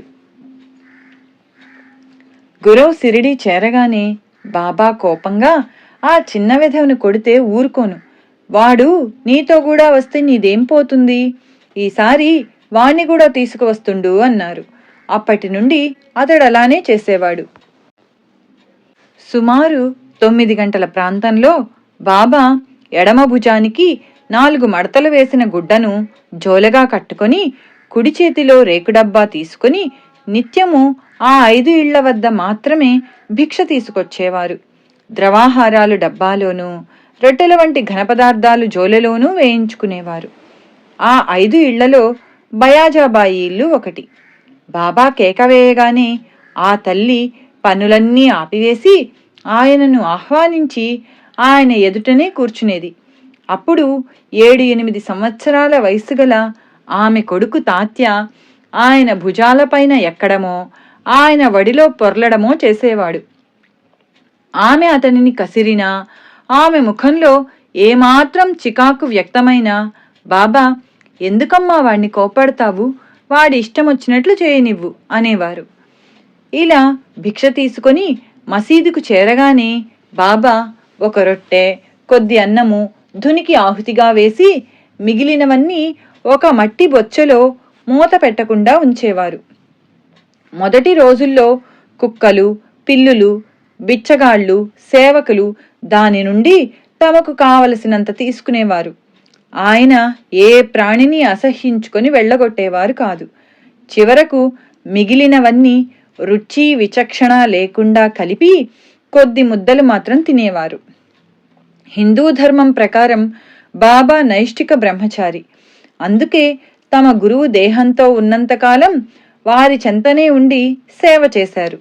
వారు పరమపదించాక వారి ప్రతిరూపంగా నిరతాగ్నిహోత్రం నిర్వహించారు. ఎల్లప్పుడూ తెల్లని ముతక గుడ్డలు ధరించేవారు. లెండీకి వెళ్లేటప్పుడు తప్ప మరెప్పుడూ పాదరక్షలు వేసుకునేవారు కాదు. పగలెన్నడూ వెన్నువాల్చక గోడకు కూడా జానెడు దూరంలో కూర్చునేవారు. పండ్లు తోముకోకుండా నీళ్లు మాత్రం పుక్కిలించేవారు. భిక్షాన్నం మాత్రమే తినేవారు.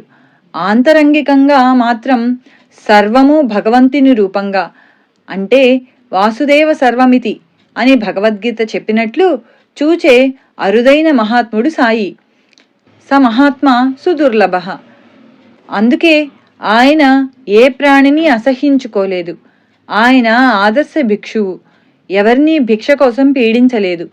బాబా షిరిడీ చేరిన 2 సంవత్సరాలకు ఆ ప్రాంతంలో కరువు వచ్చింది. అప్పుడు ధనికులైన నందు తాత్యాల ఇండ్ల వద్ద మాత్రమే ఒక్కొక్క ఇంటి నుండి సగం రొట్టె మాత్రమే తీసుకునేవారు సాయి. భిక్షకు వెళ్ళి వచ్చాక 9 గంటల ప్రాంతంలో బాబా పాదరక్షలు ధరించి లెండీకి వెళ్ళి వచ్చేవారు. భక్తులు దారి పొడుగున ఆయనకు గొడుగు పట్టేవారు. అప్పుడు తీసిన ఫోటోలో ఆయనకు ఎడమవైపున బూటి, కుడివైపున నిమోన్కర్, గొడుగు పట్టుకొని భాగోజీ ఉన్నారు. వీరందరినీ లెండీతోపు బయట విడిచి అబ్దుల్లాతో కలిసి లెండీలో కొంతసేపు గడిపి వచ్చేవారు.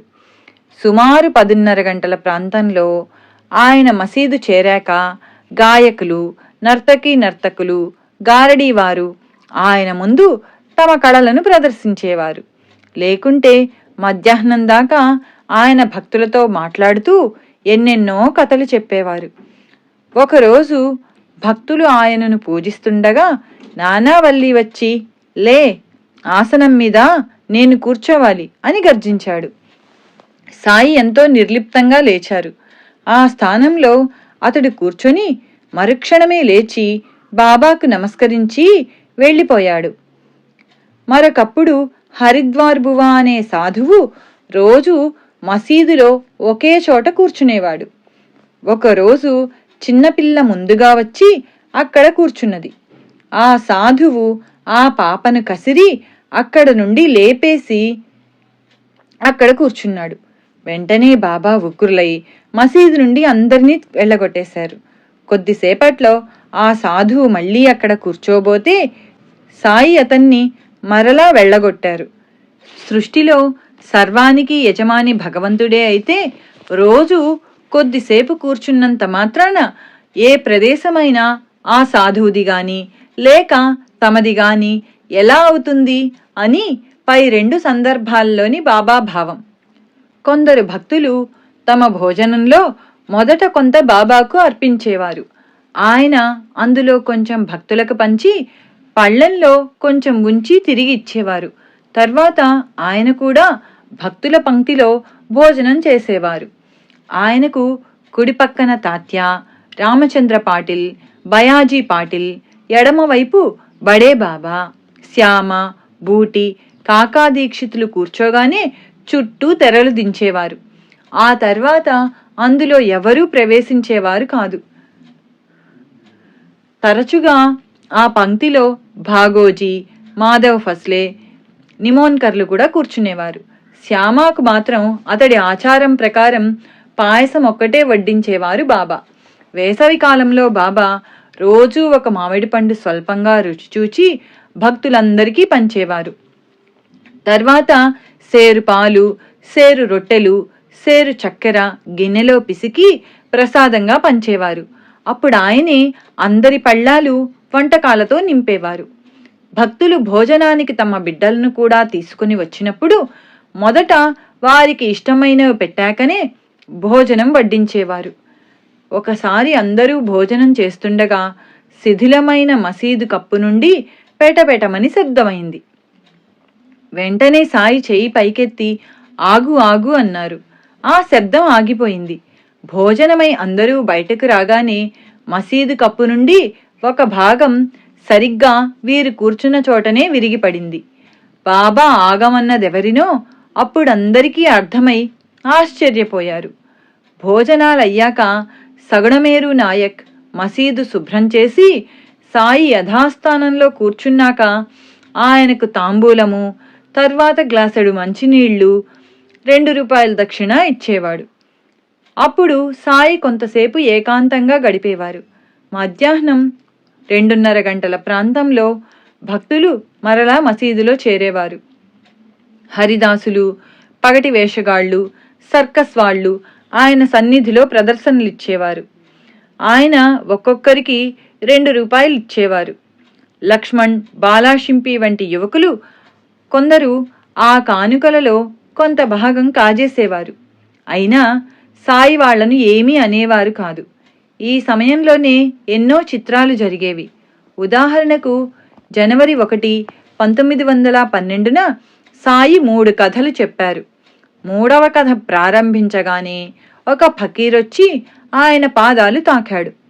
సాయి కోపంతో నెట్టివేసినా అతడు విడవకుండా ఆయన పాదాలు పట్టుకున్నాడు. తర్వాత అతడు బయటికి వెళ్లి మసీదు ప్రహరీ గోడ వద్ద నిల్చున్నాడు. ఆ కోపంతో సాయి ఆరతి సామాన్లు, నైవేద్యాలు బయట పారవేసి రామ్ మారుతి అనేవాణ్ణి అమాంతంగా పైకెత్తేశారు. అతనికప్పుడు పైలోకానికి వెళ్ళినంత ఆనందం కలిగిందట. అలానే భాగ్య అనేవాణ్ణి, మరో యువకుణ్ణి కొట్టారు. ఆ కోపంలోనే కాపర్దే కొడుకు బల్వంత్ను ప్రమాదం నుండి రక్షించామని చెప్పి ఆ ఫకీరు కాపర్దేను చంపాలనుకున్నాడు. కానీ నేను అడ్డుపడ్డాను అన్నారు. ఆరతి సమయంలో తమ స్థానం నుండి లేచిపోయి ఆరతి అయ్యాక తిరిగి వచ్చి కూర్చున్నారు. ఇటువంటి ఆగ్రహంతో పాటు బాబాలో భక్తులపై ఎంతో చల్లని ప్రేమ కూడా ప్రకటమవుతూ ఉండేది. తరచూ ఆయనే పండ్లు కొని ముక్కలు చేసి భక్తులకు పంచేవారు. అరటి పండ్లు ఒలిచి గుజ్జు భక్తులకిచ్చి తొక్కు తాముంచుకునేవారు. మామిడి పండ్లను ఎంతో నేర్పుగా అన్ని వైపులా నొక్కి భక్తులకిచ్చేవారు. రసమంతా సులభంగా నోట్లోకొచ్చి తొక్కు టెంక పారవేయడానికి వీలుగా ఉండేవి. సుఖ సౌఖ్యాలు భక్తులకిచ్చి వారి దుఃఖం తాము స్వీకరిస్తామని, వారికి మాయను తొలగించి దివ్యానుభవం సులభమయ్యేలా చేస్తామని ఈ చర్యలలోని వారి భావమై ఉండవచ్చు. ఒక్కొక్కప్పుడు అదేమి చిత్రమో గాని ఆయన కథలు వినిన భక్తులందరూ కూడా ఆ కథలను పూర్తిగా మర్చిపోయేవారు. ఒకరోజు ఆయన గత జన్మలలో ఆయన బాపూసాహెబ్ జోగ్, దాదా కేల్కర్, శ్యామ, ఖాపర్దే, దీక్షితులు ఒక చిన్న వీధిలో తమ గురువుతో కలిసి ఉండేవారట. అందువల్లనే తామీ జన్మలో అందర్నీ మళ్లీ కలుపుతున్నామని బాబా చెప్పారు. సాయంత్రం బాబా మసీదు ప్రాంగణంలో కొద్దిసేపు పచార్లు చేసి ప్రహరీని ఆనుకొని నిలచి వీధిన పోయే జనంతో ఏమేమో మాట్లాడేవారు. ఉదాహరణకు 10 పాములు వెళ్ళిపోయాయి, కానీ చాలా వస్తాయి. ఇక్కడకు జనం చీమల పుట్టల్లా చేరుతారు. వాణి తేలి నన్నెంతో బాధిస్తున్నారు. నేను ఈ మసీదులో ఉండను అని చెప్పి ఒక్కొక్కసారి అప్పటికప్పుడే ఆయన వెళ్ళిపోవడానికి సిద్ధమయ్యేవారు. అప్పుడు తాత్యా పరుగున వచ్చి, నేను వాళ్ళని దండిస్తాను, ఇప్పుడు శాంతించండి, మరో రోజు వెళ్దాం అని బుజ్జగించాకనే ఆయన శాంతించేవారు. సాయంత్రం 5 గంటల ప్రాంతంలో బాబా మరలా లెండికి వెళ్ళి వచ్చేవారు. అప్పుడు పిలాజీ గురవు మసీదు ముందు సన్నాయి వాయించగానే ఆయన ఆవేశంతో వాడు నన్ను తిడుతున్నాడు అని అతని మీదకు కొట్టడానికి వెళ్లేవారు. అతడు చిక్కకుండా తప్పుకొని మరీ వాయించేవాడు. తర్వాత కొంతసేపు ఆయన మసీదుకు చావడికి మధ్య పచార్లు చేసేవారు. తర్వాత 6 గంటలకు ఆరతి అయ్యేది. అప్పుడు కొంతసేపు సత్కాలక్షేపం జరిగేది. బూటి 1914లో ప్రఖ్యాత గాయకుడైన ఖాన్ సాహెబ్ గాన కచేరీ ఏర్పాటు చేశాడు. అందరూ మసీదు ముంగిట సమావేశమయ్యాక ఆ గాయకుణ్ణి మరాఠీలో భజనలు పాడమన్నారు బాబా. అతడు ఆయనకు నమస్కరించి తుకారాం రాసిన హేచీదాన్ దేగా దేవా అంటే దేవా ఒక మనవి వినుమా అనే పాట ఎంతో మధురంగా పాడాడు. సాయి మంత్రముగ్ధులైనట్టు కన్నులు మూసుకొని శ్రద్ధగా విని, ఎంత చక్కగా పాడావు, ప్రసాదించకుండటం సాధ్యపడని దాన్నే కోరాడు తుకారాం అన్నారు. ఆ తరువాత బాబా ఆ రోజు భక్తులు సమర్పించిన దక్షిణంతా అందరికీ పంచేసేవారు. ఆయన లెక్క పెట్టకుండా జేబులో చెయ్యి పెట్టి చేతికొచ్చినంత ఇచ్చివేస్తున్నా ప్రతి భక్తునికి ఎప్పుడూ ఒకే మొత్తం ముట్టేది. ఇలా నిత్యము బడే బాబాకు 50 రూపాయలు, తాత్యాకు 35 రూపాయల నుండి బాగోజీకి 4 రూపాయల వరకు ముట్టేది. క్రొత్తవారికి ఎంత అవసరమో అంతే ముట్టేది. శ్రీరామనవమి వంటి ఉత్సవాలలో దాదా కేల్కర్కు, బడే బాబాకు 2 నోట్ల కట్టలు పేదలకు పంచమని బాబా ఇచ్చేవారు. అలా ఆయన పంచే దక్షిణ రోజుకు 500 దాకా ఉండడంతో బ్రిటిష్ ప్రభుత్వం పన్ను వేయదలిచింది. ఆ లెక్క వ్రాయడానికి హిందువునో ముస్లింనో నియమిస్తే పక్షపాతం చూపుతారని చక్రనారాయణ్ అనే క్రైస్తవుణ్ణి నియమించారు. ఆయన వైరాగ్యాన్ని గమనించి చివరకు అతడు కూడా భక్తుడయ్యాడు. ఇలా తనకున్నదంతా సర్వులకు ఇచ్చివేసి తన వారి ప్రేమపై జీవించే భిక్షువుగా మాత్రమే ఉండగలవాడు నిజానికి భగవంతుడే, త్రిమూర్తి స్వరూపుడైన దత్తాత్రేయుడే. ఆయన కృతవీర్యుని కుమారుడైన అర్జునునికి సామ్రాజ్యమిచ్చి తాను సాధువుగానే ఉండిపోయాడు. ఆయన యొక్క అవతారమైన శ్రీ నృసింహ సరస్వతి కూడా ఒక రజకునికి మరు జన్మలో రాజ్యమిచ్చి తాను యతిగా ఉండిపోయారు. 3వ దత్తావతారమైన మాణిక్య ప్రభువు భారీ ఎత్తున దాన ధర్మాలు చేస్తూ కూడా ఫకీరులాగానే జీవించారు. 4వ అవతారమైన అక్కల్కోట స్వామి పాదసేవ కోసం నాటి రాజులు పోటీ పడుతుంటే ఆయన మాత్రం ఒక మఠమైనా లేని అవధూతగానే జీవించారు. శ్రీ సాయి కూడా ఇటువంటి మహారాజే. శిథిలమైన మసీదే ఆయనకు రాజభవనం. ధునిలోని విభూదియే ఆయన యొక్క ధనం. చినిగి ఉన్న కఫ్నీయే చీనాంబరం. సట్కాయే ఆయన రాజదండం. తల చుట్టూ రుమాలే వారికున్న రత్నకిరీటం. భిక్షగాళ్లే వారి కొలువులోని వారు. ఆయన వద్ద ఎప్పుడూ ఉండే ఇటుకరాయి గోనె పట్టాలే వారికి దిండు పట్టుపరుపులు. ఒక రేకు డబ్బా కొద్ది మట్టి కుండలే వారికి స్వర్ణపాత్రలు. మసీదు ముంగిటనున్న పెద్ద రాయియే వారి సింహాసనము. పోనీ ఇంతటి దానకర్ణుడు ఎవరేమిస్తే అదల్లా తీసుకున్నారా? ఒకనాడు కొందరు బోయీలు పరదాలు కట్టిన పల్లకీ తెచ్చి మసీదు ముంగిట దించారు. ఒక రాణిగారు ఒక వాసన కట్టిన బిందె మసీదులోకి పంపింది. దానిని విప్పి చూసిన భక్తుడు, బాబా ఇది బంగారం అన్నాడు. సాయి తమ హృదయాన్ని చూపుతూ ఎగతాళిగా, బంగారం ఇదా లేక అదా అన్నాడు. అతడు మైకంలోంచి మేల్కొని, మీరే అసలైన పెన్నిధి అన్నాడు. అయితే దానిని వెంటనే తిప్పి పంపేయి అని ఆజ్ఞాపించారు సాయి. ఆ మహారాజు ముందు ఆ రాణిగారు బిచ్చగత్తెయి తుచ్చమైన బంగారం తీసుకొని పోవలసి వచ్చింది. రాత్రి భక్తులందరూ భోజనాలకు వెళ్ళాక 9 గంటల ప్రాంతంలో తాత్యా తెచ్చిన రొట్టెలు తీసుకుని ఈ వివరం అతడే ఇలా చెప్పాడు. రోజూ రాత్రి పాలు బెల్లంతో పాటు రొట్టెలు కానీ సంగటి ముద్ద కానీ తీసుకువెళ్ళి బాబా ముందు ఉంచేవాణ్ణి. ఆయన కొంచెం తిని కొంచెం నా నోట్లో పెట్టి ఆ పాత్ర దూరంగా పెట్టగానే దానిని కోండ్యా ప్రసాదంగా తీసుకునేవాడు. తర్వాత అతడు కొన్ని కిళ్ళీలు సిద్ధం చేసేవాడు. సాయి వాటిలో కొన్ని తిని మిగిలినవి భక్తులకు విసిరేవారు. వాటిని భక్తులు ప్రసాదంగా తీసుకునేవారు. బాబాకు తాంబూలం అంటే ఎంతో ఇష్టం. రాత్రి పగలు కూడా వేసుకునేవారు. కొంతకాలం తర్వాత వాటిని రాధాకృష్ణ అయి సిద్ధం చేసేది. అవి తిన్నాక బాబా ఎక్కువగా మంచినీరు త్రాగేవారు. అప్పుడు పవళింపు ఆరతి జరిగేది. భక్తులు తుకారాం, జ్ఞానేశ్వర్ల ఆరతి పాడుతూ ఉంటే బాబా శ్రద్ధగా చేతులు జోడించి నమస్కరించేవారు. ఆరతి అవగానే బాబా పడుకునేవారు. మొదటి రోజుల్లో ఆయన ఎప్పుడూ ఒకే గోనెపట్ట పడకగా వేసుకునేవారు. పగలు దానిపైనే కూర్చునేవారు. కొంతకాలానికి భక్తులు సమర్పించిన దుప్పట్లు ఒకదానిపైనొకటి తామే పరుచుకొని పడుకునేవారు. కానీ క్రమంగా ఆ సేవ భక్తులే చేయసాగారు. ఎంత చిన్న మడత వచ్చినా వాళ్ళు దుప్పట్లన్నీ తీసి సరిగ్గా వేయవలసిందే. ఒకసారి దీక్షిత్ ఆయనకొక మంచం తెస్తానన్నాడు. మహల్సాపతిని కింద విడిచి నేను మంచం మీద ఎలా పడుకునేది? అతనిని దానిపై పడుకోమని నేను క్రింద పడుకోవచ్చు అన్నారు బాబా. అతడు వారిద్దరికీ చెక్క పలకలు ఇస్తానన్నాడు. కానీ బాబా అంగీకరించలేదు.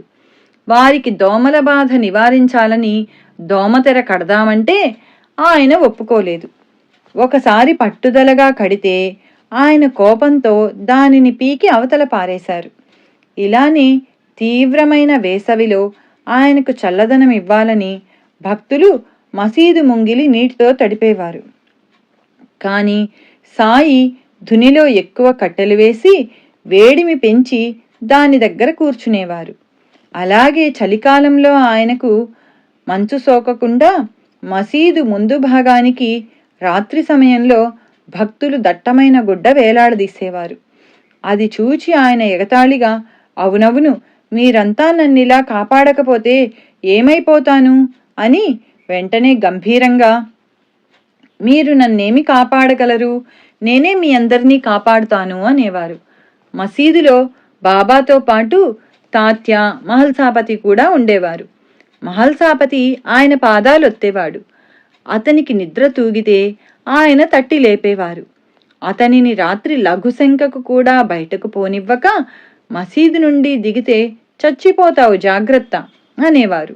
ఈ ముగ్గురు వారి తలలు తూర్పు, పడమర, ఉత్తర దిక్కులకు పెట్టుకొని మసీదు మధ్యలో పాదాలు కలిసేలా పడుకొని ఎంతోసేపు మాట్లాడుకునేవారు. వారిలో ఎవరికి నిద్ర తూగినా రెండవ వారితో కలిసి సాయి అతనిని అటూ ఇటూ ఊపి అతని తల, వీపు, కాళ్ళు నొక్కి నిద్ర లేపేవారు.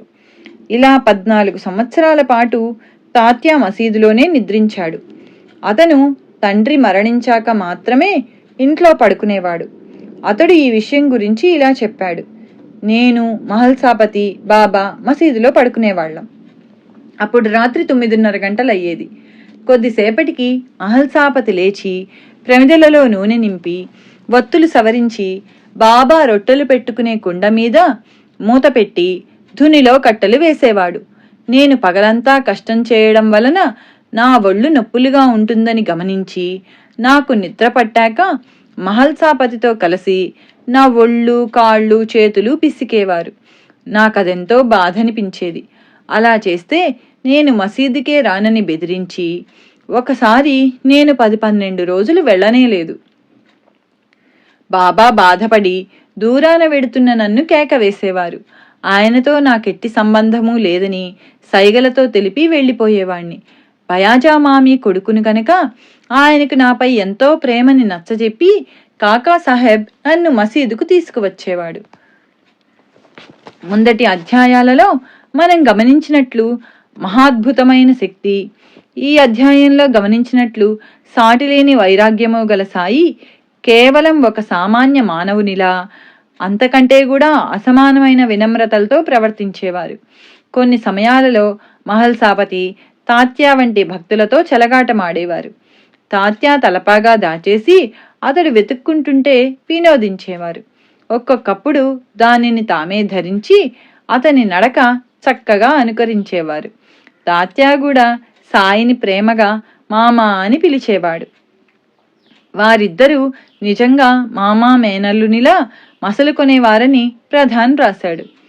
అలానే మసీదులో ఆ ఇద్దరే ఉన్నప్పుడు బాబా మహల్సాపతి కాళ్ళు పిసికి అతను వారిస్తే, పర్వాలేదులే, మనిద్దరం ఒక్కటే, అందరూ నన్ను గొప్పవాడనుకుంటారు కానీ అది నిజం కాదు, నేను నీలాంటి వాడినే అనేవారు. తాత్యా కూడా ఇలా చెప్పాడు. ఒకనాడు బాబా అకస్మాత్తుగా నా పాదాలు తాకారు. నాకెంతో బాధనిపించి, మీరిలా చేయవచ్చా అన్నాను. నోర్ముయ్, మీకేం తెలుసు అని చేతులు విడిపించుకొని మరలా నా పాదాలు తాకి నమస్కరించి జయదేవా జయదేవా అన్నారు. ఇటువంటి చనువు వల్లనే సన్నిహిత భక్తులు అప్పుడప్పుడు ఆయన మాటలకు ఇవ్వవలసిన విలువ ఇవ్వలేక కష్టాలకు గురి అవుతుండేవారు. ఒకరోజు తాత్య, బాబా, శివరాత్రికి టాంగాలో జజూరీ వెళ్ళి వస్తాను అన్నాడు. బాబా, ఎందుకంత బాధ అన్నారు. అతడు, నీవెప్పుడూ ఇంతే, అడ్డుపుల్ల వేస్తావు అన్నాడు. సాయి చికాకుగా సరే పో అన్నారు. అతడు బయలుదేరిన కొద్దిసేపట్లో టాంగా బోల్తా కొట్టింది. అతడు గాయాలు తుడుచుకుంటూ మసీదుకు చేరగానే సాయి అతనిని చూచి నవ్వి, చెబితే బుద్ధి ఉండక్కర్లా, అడగడమెందుకు, వద్దంటే వెళ్ళడమెందుకు అన్నారు. అలానే బాలాభాటే కూతురు సాయిబాయి కోసం కాకా దీక్షిత్ మంచి పెండ్లి సంబంధం తీసుకొచ్చాడు. బాబాతో చెప్పగానే ఆయన, అంతకంటే ఆమెను అప్ప అనే వంటవాడికి ఇవ్వడం మేలు అన్నారు. సమయం చూచుకొని అతడు మరలా ఆ ప్రస్తావన తేగానే ఆయన చికాకుగా, వాడికే ఇచ్చి చేసుకోపో, ఏడ్చుకో అన్నారు. తీరా వివాహం జరిపించాక 6 మాసాలలో ఆ యువకుడు మరణించాడు. ఆ వార్త వినగానే భక్తులతో బాబా, ప్రతివాడు బాబా నీకు తెలియనిదేమున్నది అంటాడే గాని చెప్పినట్లు విని చచ్చేవాడు ఎవ్వడూ లేడు అన్నారు. ఎన్నిసార్లు ఆయన చరిత్ర చదివినా మనం మాత్రం చేసేదేమిటి? బాబా వైఖరిలో వేదాంతము, చమత్కారము మేళవించి ఉండేవి. ఒక గృహిణి తన భర్త ఇల్లు విడిచిపోయి 3 సంవత్సరాలైందని కన్నీటితో చెప్పుకుంది. ఆయన, నా భర్త ఎప్పుడూ నాతో ఉంటూ కూడా ఒక్కసారైనా పలకడు, ముఖం చూపించడు, నేనేమి చేసేది అని పెద్దగా శోకించారు. ఆమె విస్తుబోయింది కాని ఆమెకి ఏమీ అర్థం కాలేదు. కొద్ది కాలానికి ఆమె భర్త తిరిగి వచ్చాడు.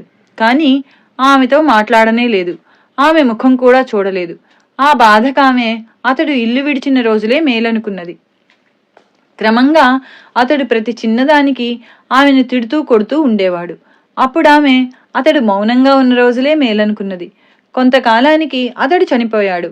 ఆ తర్వాత ఆమె వేదాంత శ్రవణం చేస్తుంటే బాబా మాటలు అర్థమయ్యాయి. పరమాత్మే అసలైన భర్త. ఎప్పుడూ కూడా ఉంటున్నా కనిపించడు, మాట్లాడడు. మానవులు పాటుపడవలసినది నిజానికి ఆయనొక్కడి కోసమే. శ్రీ సాయి లీలామృతం అధ్యాయం 22 దైవం మానుష రూపేణ సంపూర్ణం. శ్రీ సచ్చిదానంద సమర్థ సద్గురు సాయినాథ్ మహారాజ్ కీ జై. అవధూత భరద్వాజ మహారాజ్ కీ జై. హరి ఓం. గురుదేవ దత్త. 2వ సప్తాహంలో 5వ రోజు పారాయణ సంపూర్ణం.